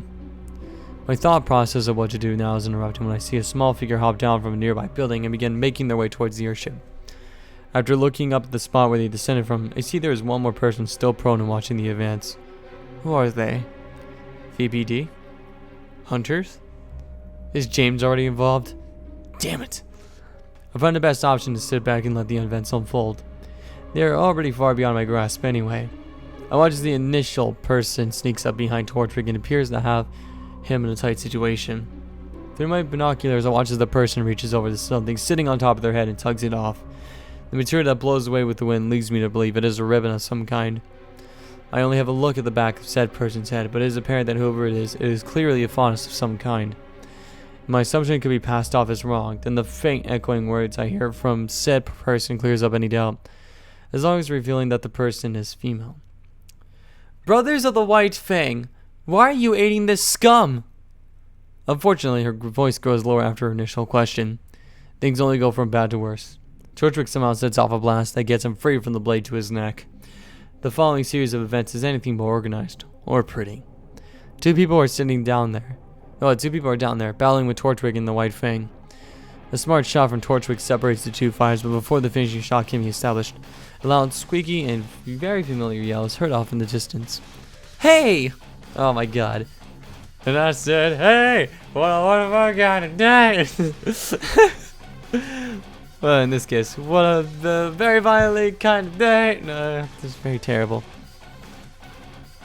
I turn my gaze towards the echoing voice, hoping I am wrong about who I believe the voice to be. I am disappointed to know that I am right and it is my cape-wearing niece, who yet again is getting involved with Roman Torchwick. To add to the mix, she is accompanied by Penny, everyone's most recent creation. I am sure he didn't think of creating a lifelike android of his own. From my recent exchange of messages with him and the accompanying image, it is safe to say that Penny, as she is called, may very well be an unstoppable machine. Ha, ha, ha. Wait until volume 3. Oh wait, that already passed and y'all get to see Penny get freaking diced in half. By Pyrrha, obviously. I watch as my niece makes the biggest mistake of looking away from Torchwick and is subjected to an indirect blast from his weapon. Following the shot, I watch Penny step up, and the events in sequence leave me astonished. One girl taking on countless members of the White Fang, leaving bodies scattered on the ground. What colors me more impressed is the light show that is put on not soon after, disposing of 2 airships with ease and having one more yanked down into some of the 8 cargo shipments. Unfortunately, Torchwick gets away with 2 airships, but I suppose having his operation ruined in such a flashy manner is its own victory. I make little time in getting down from the rooftop to my car, glad to see that none of the laser sights or flying debris got to it. While I sit inside, I reach for the glove compartment to pull out my scroll, sending a message out to Crow and Ironwood. Queen has pawns. That should do it. Ruby, I hope you are learning plenty at Beacon. We may need it soon. I am woken up by my scroll buzzing up a storm. I look forward to the living room TV, then to my right the recliner with Yang's laundry on it. Ty and I got back from the town not long ago, and he insisted on cooking dinner by himself, despite me offering my assistance several times over. I reach into the pocket of my leather jacket to find my scroll and look at it while Osmond's voice plays in a recorded message. Torchwick's been spotted at Mountain Glen. He's headed towards Vale through an underground subway system. Dr. Ublick is working with Team Coffee, but there's been several injuries. According to Ublick's last message, there are grim entering the subway system and following the train of Vale. Peter Port is on a mission with one of the other teams, and Glinda would not be of much value by herself. I already have an airship on the way to the island at the usual pickup point. I trust you won't delay. Thousands of lives could be at stake. My eyes shoot open, I immediately jump up to the kitchen, but Ty is already standing in the doorway, stopping me. I got the same message, Crow. Tell the kids that dinner is ready. 3 burgers and a breaded fish patty. Keep it calm and relaxed, he tells me and walks out the front door to the car. Ready as always, Ty. You're not rusty at all. I smile and begin heading upstairs. I hear a commotion coming from Yang's bedroom, and when I open the door I am fortunate enough to see that all 4 of them are there with a bottle and several boxes of cookies. I'd rather not ask. Sorry to interrupt, girls. Your father and I have to run, unfortunately. Ty cooked up 3 burgers and a breaded fish patty for Weiss. Lettuce and all that other stuff is out on the table. We won't be back till tomorrow. Look over my shoulder to make sure Ty's not nearby. We won't be back until late afternoon, so I suppose while it's gone it may be a good time to give a discreet warning to the 4 of them. They are pretty much free to do whatever, and to Yang about maintaining her distance from Ruby and Weiss's relationship. Weiss, Ruby, personally I can't find any better accommodations for you to sleep. So I will hear, see, or speak of no evil should you two decide to share a bed. Yang, you are the second oldest here, but you are the oldest resident of this house, so you are in charge. I expect you to remember the talk we had and will let sleeping dogs lie? Yes, sir, she responds, and I smile. I look over at Blake, giving her a brief nod on my head while I exit. But just then I remember that I brought in Yang's laundry that she completely forgot about. Also, Angelica saw us and gave us the clothes that you never picked up at the laundromat. Do make sure you bring them up when you're done eating, I say while peeking into the room again. I pass another look at Blake, though this time she doesn't notice it. Something about the angle I see her in now brings me back to my dream, but I am not sure why. The black and white outfit, the fawness ears, and the ribbon that for some reason is now over Yang's eyes. I close the door and rush myself downstairs. This is why meeting me at the door and following to the car. Both of us hop in, and Ty wastes no time in taking off for the nearest edge of town, where the airship will be waiting for us. Well, I have a tiny bit of good news that comes out of all of this, I say, trying to start conversation since he is always the quiet, serious one between us. And what would that be, Crow? Ty looks at me briefly, but keeps his focus on the road, especially at the speed he is going. I finally know where our resident faunus got all her combat experience from. Strange. Don't want to say anything, because I don't want to get so criticizing. Oh, fucking thank God. Okay. Oh, jeez. Whew. Oh, thank God this is not in Crow's POV. Alright. Here's chapter 60. Making progress. This is in Blake's POV, in case you're wondering. Oh, and by the way, for those of you that I'm just gonna say this again. For those of you that haven't watched the video that was basically like an update / Patreon thing,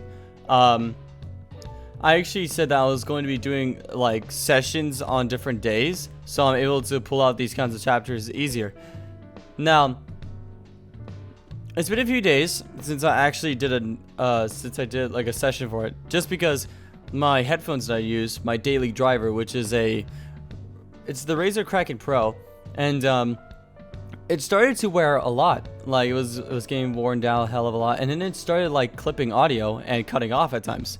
So now I have a new pair of headphones, which are Pioneer HD J1500s, and yeah, I did used to how they sound, so I don't know if that's gonna affect audio quality for this narration, but we'll see. Anyways, enough of me. Let's get down to it. It's in Blake's POV. Yay, something I can kind of do. When can I ever do an actual impersonation, right? Blake, come on! I can't see a thing! Can I get some milk? You'll get some when we're both done eating, gang. I roll my eyes as my girlfriend starts to call my name out in a childish whine similar to RWBY. Yang finally got downstairs and into the kitchen, but to take advantage of the promise I made her prior to leaving for town, she now has me seated on her lap. The sight was something RWBY and Weiss did not desire to see, and the two moved to somewhere else in the house, my guest being the living room. I wiggle a bit in Yang's lap to stay comfortable while I chomp down on the juicy burger. To be honest, I wanted the fish, but after a short argument from Weiss, it became apparent that the fish was for her since she doesn't eat beef. Surprisingly, I felt my soul leave my body as the cooked quadded meat left my reach. These are good, Yang speaks up while biting down into hers again. I begin eating way before her, and I'm almost done, but in a few bites she is already done with hers. She has the eating habits of a barbarian for sure. Thank you, Weiss, for always being correct with that comparison. Yes, they are, I respond, taking the final bite from mine. I start to slide off of her lap, but her free arm catches me in a tight grip to pull me back while she is still eating. If you were to put me in some sort of medieval dress and put a horn helmet on Yang, this would be the perfect image of how a barbarian would eat their food. Food in one arm and an annoyed girl in the other. Yang, can I get some water? I ask, looking down to the mass of blonde hair before she turns her head to look at me and show her blindfolded face. Can I get milk? She asks in return. I'll think about it. The longer I am in your lap, the closer the answer gets to no. I am released instantly and I walk over to the fridge to find that the bottom drawer is not surprisingly stuffed with Yang's Monster Energy drinks. I sigh, taking two out, figuring I should at least try it since it could possibly make me feel less drained from the earlier training. Come on, Yang, I'm going upstairs. What?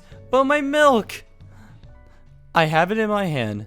Find your way upstairs to get it. I smile as she quickly stands up and begins walking to the door from memory. While I walk down the hallway and make a right to climb the stairs, I peek into the living room to catch sight of RWBY and Weiss's feet, which are hanging over the leg of the couch. Another makeout session? You two are abusing Yang's blindfold, huh? Don't blame you. I see Yang is making easy work of finding the stairs, using the wall to mark her path until she finds the handrail and begins to trail me up the stairs to her room. I expected to enjoy watching her struggle, but the fact that this is her house sort of makes sense that she is having little trouble since she lived here. I go into her room, placing the two cans on a nearby dresser before hopping onto her bed and commandeering the entire mattress, by laying myself comfortably across it all. Yang comes in seconds later, closing a door and goes to sit on my new bed, but I make sure she knows she is about 3 seconds from crushing my stomach and getting her room taking over. If you sit down on me, I will kill you, I say, forcing her to pause. Well, I can't see! How am I supposed to know that you're on my bed if you don't say a thing? Where can I sit? The floor. Fine, but then you're sitting on my lap, she exclaims, still abusing our deal. Damn it. Fine. You can sit on the bed. Let me roll over. I twist my body to roll myself towards the wall, giving Yang the all clear to sit down while I work myself to get off of the bed and make my way to the dresser to get one of the monster cans I brought up with me. Blake, where did you go? Yang and Blair look around the room. She can't see, though I suppose the motion is natural to do when you are in search of someone, despite it being useless with a blindfold on. I'm right here, Yang, I say while holding the can to my shirt to muffle sounds of it crackling open when I pull the tab. Just getting your cup of milk. It's not milk, but I'm sure she'll love this even more. Oh, okay, she smiles, sitting patiently on the bed. I bring the can to my lips and take a sip. The crease of the can making me drink with a slight slurping noise that causes me to wince. The drink feels slightly dry going down my throat, then has a shiver-inducing kick to it that makes me shiver and go wide-eyed.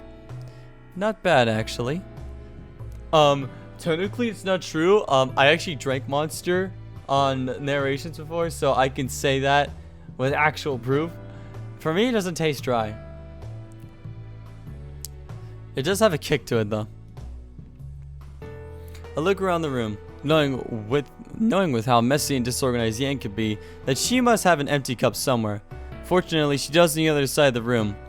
I walk over to grab it and carry the empty cup to her, looking to repeat something I've done to her a while back. Here, Yang. I touch the cup to her shoulder so she knows where to reach. She takes the cup from me, wiggling it in her hand to establish that it is empty, then tilts it over her lips to confirm her suspicions of the empty cup. Really, Blake? She sighs, tossing the cup randomly across the room until the little plastic container bounces off the ground with a unique sound. While she is complaining, I take a large chug of the drink without swallowing and place the can down on the ground where it won't be kicked. I know you love milk, but you can't even give me a bit? I place my hands down on the bed on each side of her legs, letting me lean over and press my lips to hers, without much of a battle for entry. Her first taste of her favorite energy drink is what makes her grasp my hips and tug me onto her while she falls back onto the bed. I keep my lips just barely parted, blushing as her aggression takes hold of her, and she makes short work of forcing my lips apart with her tongue. The wandering wet muscle makes me gasp and squirm on top of her. Even send a shiver down my spine at the complete change in altitude she has. Finally, she lets me pull back for a breath of air after she is certain she took all the energy drink I had to offer. Oh my god, it says breath of hair. I was like, what? I got confused for a moment. Tastes better coming from you, she murmurs, prior to trailing her tongue along my lips and cleaning whatever residue of the drink is left. I can't believe this stuff is like catnip for Yang, and hopefully she won't ever plan to use catnip on me. I will kill her. Several times over. Slowly. Makes you wonder if you'd rather chug down the 2 cans I brought up or just lay with me. I tease, looking down at her while her adorable lilac eyes log onto mine. I can feel her hands traverse from my hips, up to my back in a more modest embrace. After what happened this morning, I would expect Yang to be a bit braver, but I guess I can't rush things too much.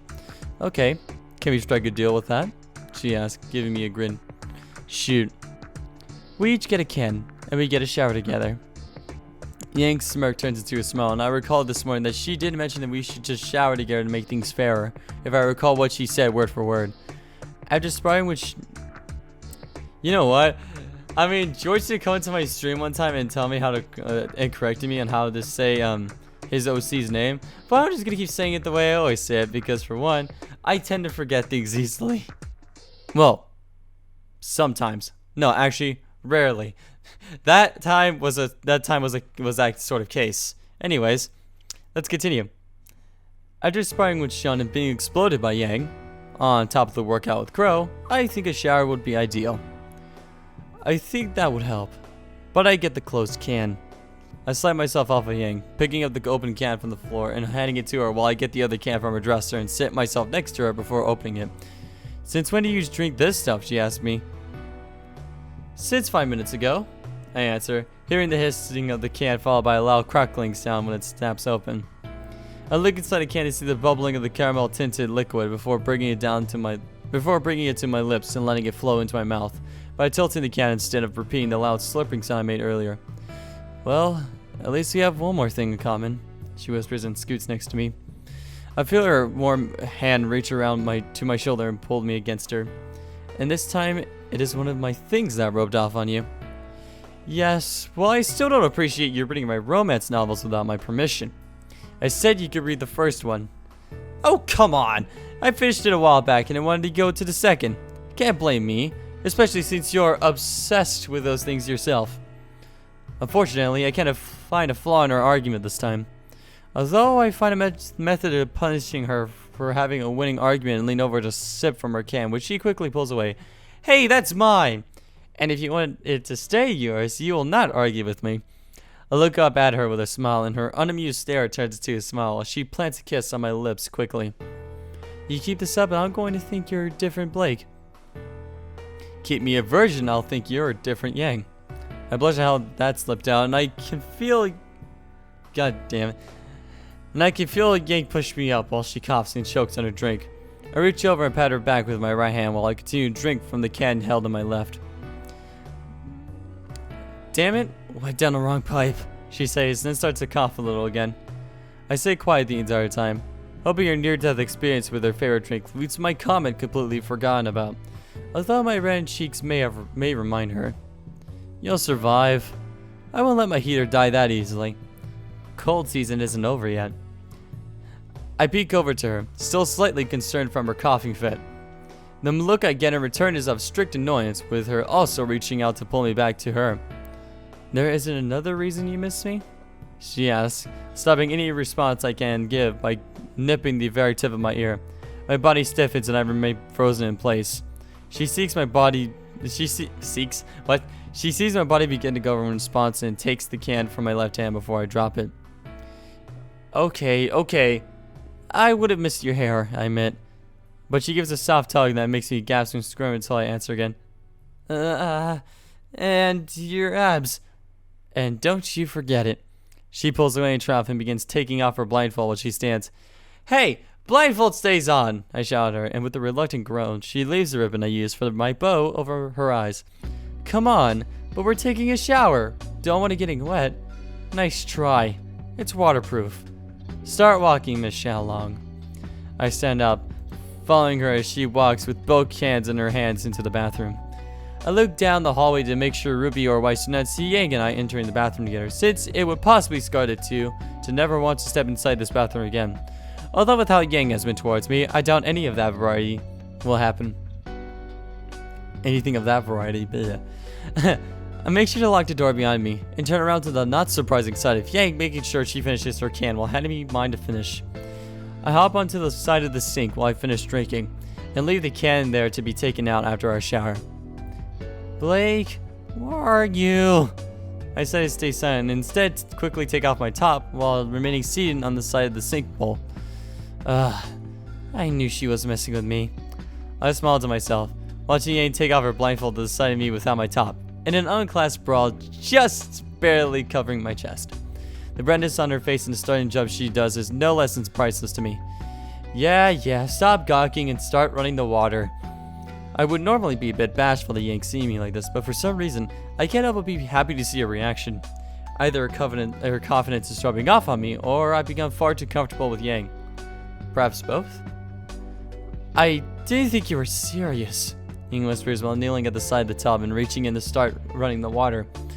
She keeps her hand underneath it, waiting for it to reach a temperature she finds decent and switches it to the shower head.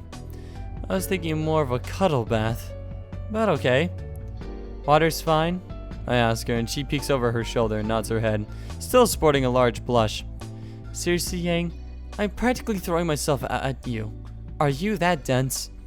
I hop down from the sink, slightly disappointed at Yang's self-control, which I usually am, but because she lacks it, not has too much of it.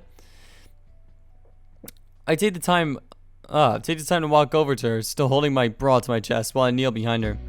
It is then that I press myself to her back and wrap my arms around her waist, feeling the shivers that I rub through her body thanks to my contact.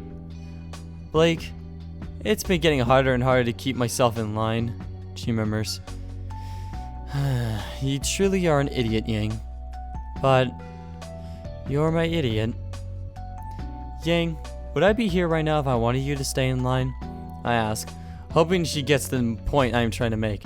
At my question, she quickly turns around, the swift motion not letting me retract my arm and try to hold my bra that was sandwiched in place between my chest and her back, and has now fallen to the tiled floor below. It doesn't matter how much that my chest is exposed because her eyes are glued to mine. Blake, I want it to happen out of love, not out of lust. Her words hit me like a brick wall to think she would say something that I consider extremely romantic considering who it is saying such a thing. Are you saying you only want my body? Not my personality or my hobbies? I tease, but she it gets extremely defensive at my words. Of course I don't just want you for your body. Everything about you is great. I sighed, placing his finger to her lips. Yang, nothing you have done to or with me has been out of lust. I doubt that now would be the time you would revert back to your lusting habits. If you want to have a more relaxing show, then you can change it into a bath. Although laying underneath falling water is just as enjoyable, I will admit. I stand up and go back to stripping myself, although with my back towards Yang while I take off my shorts, my stockings, and finally my panties. Great, another one of these scenes again. Leaving the 3 articles of clothing in a ring around my ankles while I step out of them. I peek over my shoulder to see Yang staring at my ass for what seems like the first time, and also brings out the word, finally, into my mind. While it's sweet of you to stare, how about you hop in? I comment, and immediately Yang averts her eyes and stands up to undress herself. While she is doing that, I pass by her and step into the shower to break the minor awkwardness of standing in the bathroom naked with her just a few feet away. I begin treating Yang somewhat like eye candy while I watch her strip off her jacket and top, admiring the toned back and curvaceous hips. She looks at me, seeing my peeking, and turns her undressing into a striptease. You evil little. I watch her sway her hips, enticing me. I watch her sway her hips, enticing me to reach out and smack her ass with a soaked palm. Oh, God. Wow, I just said that like it was nothing.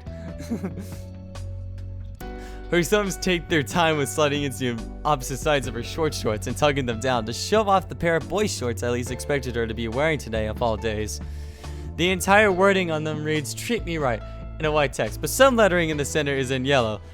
We already had this before, but okay. Reading only that lettering changes the phrase to just "eat me," a phrase that when read now of all times makes you want to do just that. Although it is now that I realize I'd never actually seen Yang naked. Her back is towards me still, and she does strip off her boy shorts by pulling them down and squatting, hiding her gender from me by doing this as opposed to bending over. Blake? She whispers, peeking over her shoulder while standing up, a bit of nervousness in her voice. Yes, Yang? Answer, smiling into her beautiful eyes. I am, not exactly hairless like you are, she whispers. How could someone that could act as cute as you have been known as such a flirt and heartbreaker? I'm starting to think I'm the luckier one in this relationship. Oh, what the fuck am I reading? Oh, no. Nah, there's gonna be some lemon soon. Probably not in this chapter, but we'll see. God, I've been listening to Dance Gavin dance this entire time just so that I can get used to this, to like how the audio with these headphones sound like, and oh my god. I mean, I know it's a lot of like fucking unclean vocals and shit, but man, this is such good shit to listen to while narrating. It gets me pumped up. Alright, let's put on Downtown Bound Mountain too.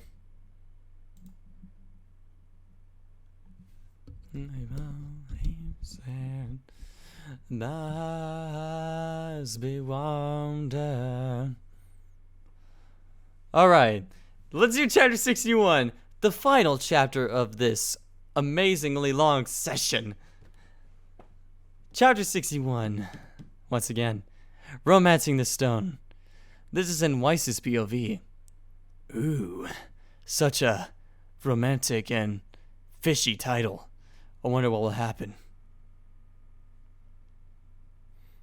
I'm waiting to hear John Mess's vocals before even going. Come on. Alright. Ooh, I smell fish, I hear Blake announce as she walks into the kitchen. Although I already claimed the burger she is hinting that she wants. Sorry, Blake. That one was meant for me. I gesture to the sandwich that is in front of me while I sit at the round table in the kitchen to eat, with RWBY next to me. I don't see the logic in that. I'm a cat faunus. I'm sure it was made with that in mind. She debates, but keeps her calm and respectful tone. Yes, but I am a pesco-vegetarian, meaning I don't eat any of the other 3 burgers. If there were only 3 there, I would have happily assumed he didn't make me one because of that, and made a salad. But with 4 on the table, this one is surely meant for me. Blake sighs and nods her head. My argument is flawless as usual. Several seconds later, Yang arrives into the kitchen and carefully works her way to the table to sit at the opposite side of Ruby and I. Blake is considerate enough to get Yang's sandwich and pulls a chair up to sit next to Yang. But the brawler makes it known that she wants Blake on her lap. What? There's a second Yang? Oh my god. And the sighing faunus does so, but with a smile on her face. Even during dinner, Yang? I hardly find this courteous to your sister and future sister-in-law, Blake comments. The result is Yang and I sharing a choking fit. Ruby patting my back to help me, and Blake snickering from it, all while Yang chokes on her carnivorous meal. That is highly inappropriate, Blake, I shout. Then look to Ruby, who is looking down with red cheeks and a smile on her face. Ruby Rose, you're not buying into that, are you? I switch to scolding her now, which events in more snickers from Blake, while Yang works on recovering. Sorry, Ruby responds, looking at me with her adorable puppy eyes. But I reach behind her head and tug her hood over her eyes while I use my other hand to continue eating. Nice try. Your sister is already blindfolded. Don't make me find a permanent one for you, dolt. I sigh. Ruby not fine to take the hood off her head, and instead quietly eats her burger with the same smile on her face. Why are you smiling? Clearly she enjoys the thought of the name Weiss Rose. It does have a lovely ring to it, Blake says, making me glare daggers at her. I am sure she is simply mad that I took the fish burger she wanted. Actually, I was thinking Ruby Schnee, Ruby answers while after chewing her food. Stay out of this! I yell at her, not much amused at the unfolding situation. I'm going to eat in the living room. I am not much into seeing you sitting on your significant other's lap. To think Blake got under your skin easier than I can. I need to start taking notes. Yang comments, not helping my mood at all. I actually prefer the last name Rose when it comes to them being married to each other. I don't know. Weiss just Schnee doesn't sound as lovely as Rose. And plus I am the darkened Rose, so I mean roses, man, it's fucking, they're awesome and beautiful to look at. Anyways, let's continue on. I stand and take my food out of the kitchen before Blake can continue her teasing. It is not long until I hear Ruby's footsteps follow. I take a seat at the couch, and as discreetly as she enters the room, she sits next to me with her food almost done. Damn it, this is one of my favorite songs of this album. Bagley, overdose on pumpkin pie. Alright. I'm gonna break this song so many times just because I'm listening to one of my favorite bands. It says John Messi said Autogun. Alright. I'm sorry, she whispers, laying her head on my shoulder. Why are you sorry? I ask her before taking another small bite of my food. I have no idea how Ruby and Yang could just take such huge chunks out. It's impossible to picture how hard it must be on their digestive systems. Ruby keeps her head on me while working to finish the rest of her food. She's being proper enough to not talk with her food in her mouth. Something I've stressed with her many times, making it clear to her that I will not rush her when I know she is eating. When she is done chewing, she leans up and plants a quick kiss on my cheek. The Ruby Schnee comment I made didn't mean to add to the discomfort. While she speaks, I take small nips of my food, taking my time with consuming it. When I am done with chewing and swallowing, I turn my head to her. It's fine. I'm just not looking forward to my father meeting you, Blake, or Yang. It will most likely be a very poor experience. I return to eating my food in silence. My words seem to have cut deeper into Ruby than I intended. When I finish, Ruby grabs my plate from me along with hers and goes to bring them to the kitchen. Although as she passes by the arm of the chair, I grasp her hand. I'm not mad. Just nervous, alright? She nods her head, which is the equivalent to telling me she is not fine. Ruby is talkative, no matter what the situation is, and if she can't even utter an answer, then she is either too scared to, or too depressed to. She has the plates in her right hand, which is also the closer hand to me, but I have a hold on her left. I shift myself to lay my legs at the arm of the chair, using my change of position to pull Ruby towards me. Mellow crimsonness falls on top of me, pulling her left hand free to plant her palm firmly next to my head to avoid sandwiching me in, and takes it priority to put the two plates on the floor. I understand, Weiss. I joined in under poor taste. I was joking, of course. I want to be with you forever, but I'm not going to go thinking of marriage when we've only been going out for less than 2 months. The look in her eyes tells me she is saying the truth. and I can't help but feel happy, and also sad at how much she has matured since we first met. Despite how annoying she can be, and usually is, I haven't gotten used to it, and can't argue that it is not one of her most charming qualities. Good, but on that same note, I find it odd that we are in such a position you haven't kissed me yet. Another one of my hints for a welcome in advance. God! You know, this is making me uncomfortable for once, because, I mean, there's usually people walking in and out of the house, and I'm like, yeah, I'm not alone in the house. My mom and my big brother are around too, so this makes it a hell of a lot worse to read. But I'm still enjoying the story nonetheless, because this is actually one of my favorite stories. Honestly, none of my top 10, but it's up there. It's up there. Well, it's close to being up there. Anyways, damn it. Okay, there. Let's continue. I had to scroll down. It is somewhat a bashful act to simply hint to RWBY to make an advance, as opposed to making my own advance, but I am still somewhat new to the act of flirting. To be honest, I am very poor at leading a situation like this.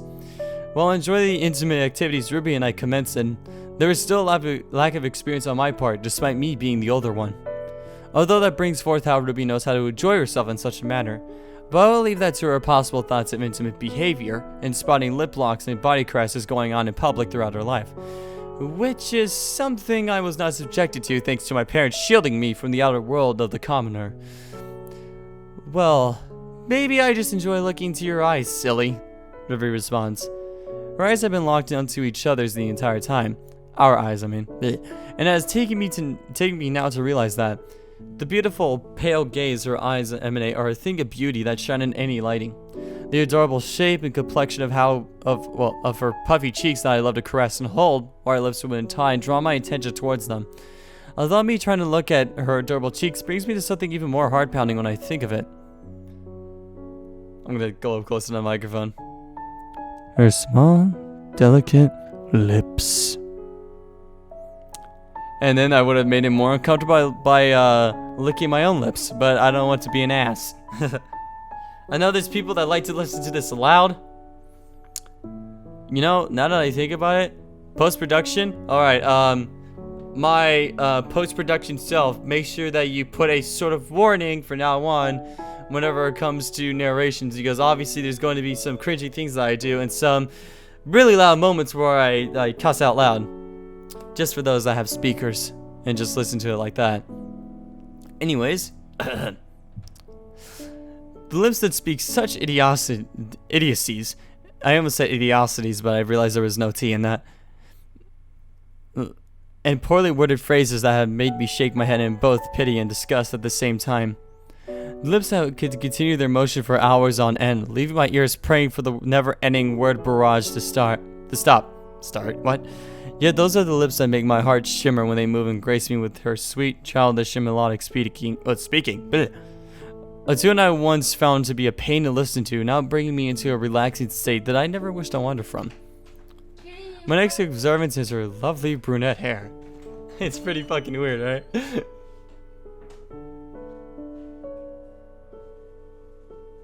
Huh.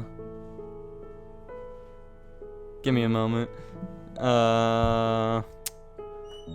That got so fucking awkward. My sister walked in and heard me say a lovely brunette hair, and she just gave me a weird look. This is what I get for reading fanfiction when when my family is still around. Anyways, the once red tips now dyed a color that matches the weather of my favorite season. Her hair is messy, but in a way that makes it radiate a touch of ruby rose to it. Above her left eyebrows, her hair reveals a part in her bangs that lets it majorly part to the right and almost cover her right eye, but never quite reaching. Her hair majorly covers her right cheek and leaves her left cheek far more exposed to my eyes and my touch. While I observe the always present qualities of her face, I fail to realize my breathing has been quickening the entire time. My lips are now parted, increasing their part during my inhale and shrinking during my exhale. The entire time, RWBY's been observing me through my eyes, tracing where I've been looking, and possibly gauging my increased breathing. The entire time she has remained quiet, although now I see her lips part in a perfect circular shape, resulting in somewhat of a clueless or unsure facial expression. We've been like this for an unaccounted amount of time, and while I love to lay in silence with her, I feel an odd, untended urge to kiss her.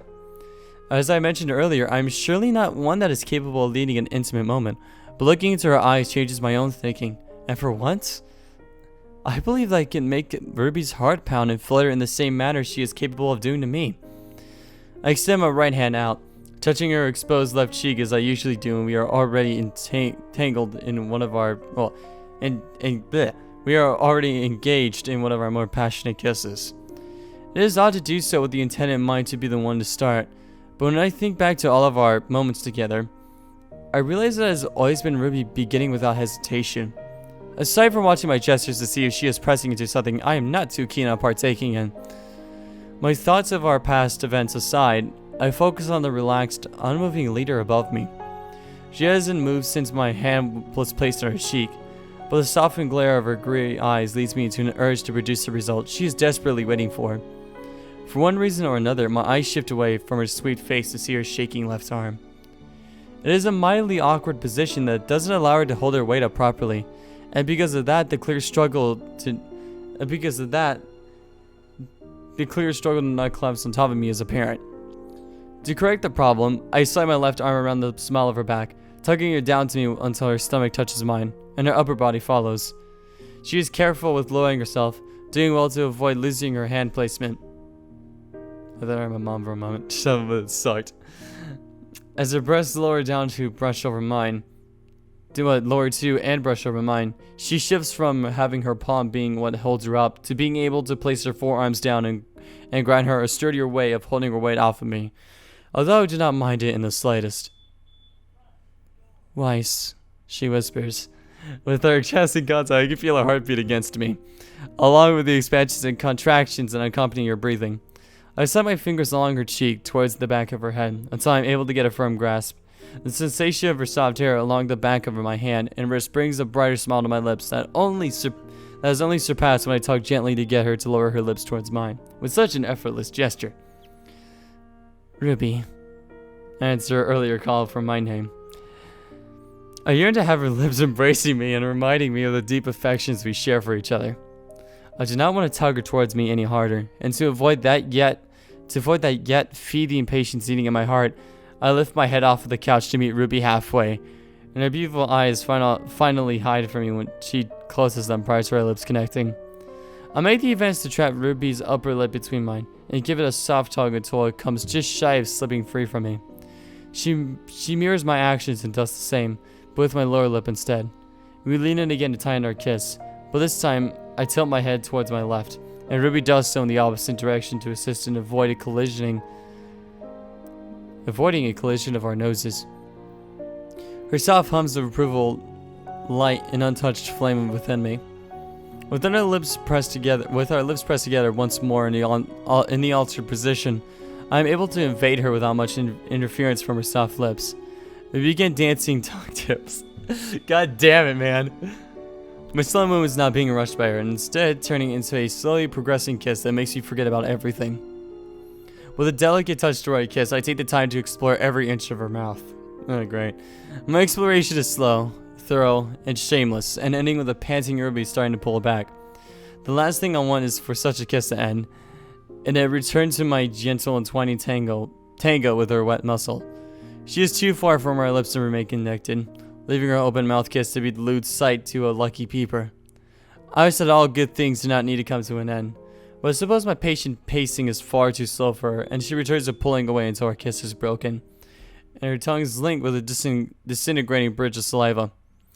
I open my eyes to see hers are still closed, and her tongue trails slowly over her lips, cleaning them from the glistening trail my tongue left from my earlier lapse. I want her lips against mine again. I want her body pressed as tightly against me as I can bear. I admit that I am a selfish girl who has gotten all she could want in her life, or perhaps even love is a department I am spoiled in. Oh, great. Scroll down a little more. Shh, RWBY whispers when I start to passively call out her name to get her to come back down to me. Just lay back and keep your lips parted. She directs me with tender words and slow speech. A combo that is so sweet coming from her, yet seductive in its own right. She opens her eyes slowly, meeting my crystal blue eyes that yearn for her attention. I make no response to her command aside from my physical movements of laying back until I am flat on the couch. Where the directions followed, I see her lean down again, eyes half open and tongue partially extended from her lips. I mimic her action, but I witness a pause in her head movement. No, Weiss. Tongue to yourself. Her voice is still a sweet, hushed whisper that is far more soothing than any lullaby could be subjected to. If following her teasing instructions will grant me her lips once more, then I can't find a reason to not follow for now. Though I am extremely reluctant to do so, I pull my tongue back into my lips and watch her continue her way down. Her tongue makes first contact with the center of my upper lip and begins tracing slowly along. The dreadfully slow pace makes my toes curl tightly and my eyelids close tight. She is testing my self-control with this to the very limit. After dragging her tongue around my lips for a third time, she now changes things up and begins to trace her tongue along my jawline and towards my neck. Her patience is beyond what I thought her capable of, and is quick to turn a slow display of affection into a torturous act I can't help but hope will be over soon. Weiss, I really want to go to my room. Her whispers are in my ear, and the strain in her voice fills me in on the fight with her own desires she is having. Fine, but lock the door, I answer back. She doesn't respond after that. Instead, she carefully lifts herself off the couch and pulls me out while gesturing me to the stairs.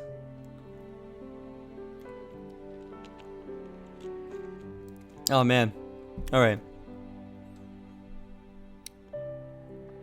I'm gonna bring the dishes to the kitchen and make sure the door's unlocked. Wait for me and... I know, Ruby. Don't rush. I give her cheek a gentle kiss and make my way up the stairs. I decide to go to Yang's room to see how she and Blake are doing, but when I peek into the open door, neither of them are there. Although I can hear their voices somewhat faintly, I look across the hall to where the voices are emerging from, and quickly make my retreat, upon realizing it came from the bathroom. I go into Ruby's room and close the door. There is a buildup of nervousness and anxiety while I wait for my girlfriend to appear and take a seat in her bed. It is apparent what she wants me to do, and there is no secret that I am more than willing to accompany the idea. For me, it is still a nerve-wracking experience, especially because of the lack of alcohol in my system to help toughen up my nerves. After an uncounted amount of time that feels much closer to an eternity, I hear the door being opened and the sight of Ruby entering. She stands in the doorway but ignores my presence while she lowers down to a knee.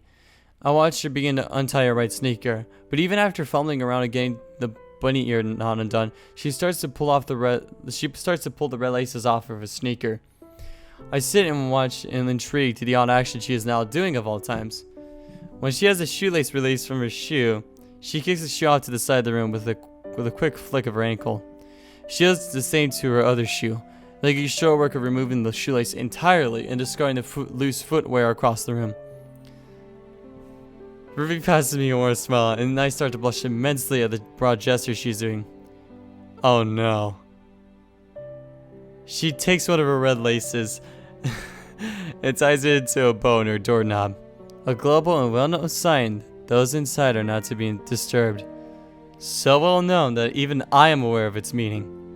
Ruby then begins to close the door, pushing it shut with her back towards it until it is heard shutting. While she stands upright and takes her weight off of the door, there is one more sound I hear that makes me wince. That sound echoes in my head while she approaches me, leaving my heart pounding and my mind in a fogged state while I analyze the graceful sway to her hips, an elation radiating from her finally being alone with me. This will be our second time together in such a manner, and the sound that echoes in my mind so reminds me that we will not be interrupted. My darling Ruby made certain of that just now. She locked the door. Oh man, dude. That's starting to get cringy for me.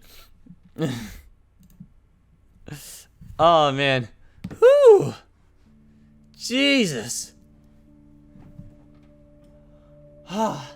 Finally.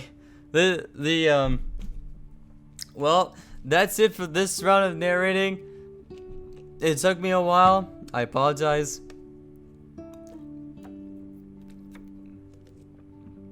This was supposed to be intentionally released on Friday until I started having headphone problems.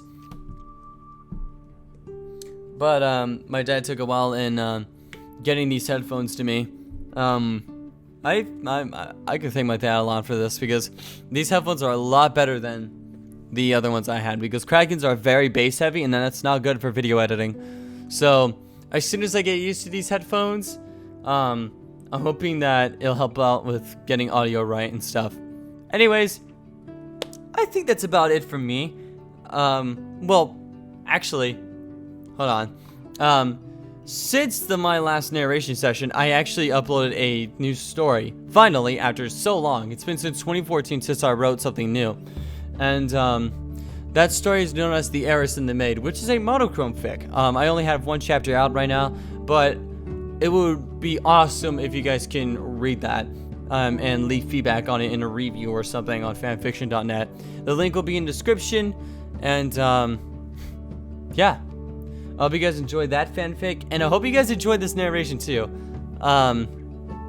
Yeah. I think that's about it for me. I'm gonna go now. I hope you guys have a great day, night, morning, evening, afternoon, whatever time it is for you. And as always, stay classy.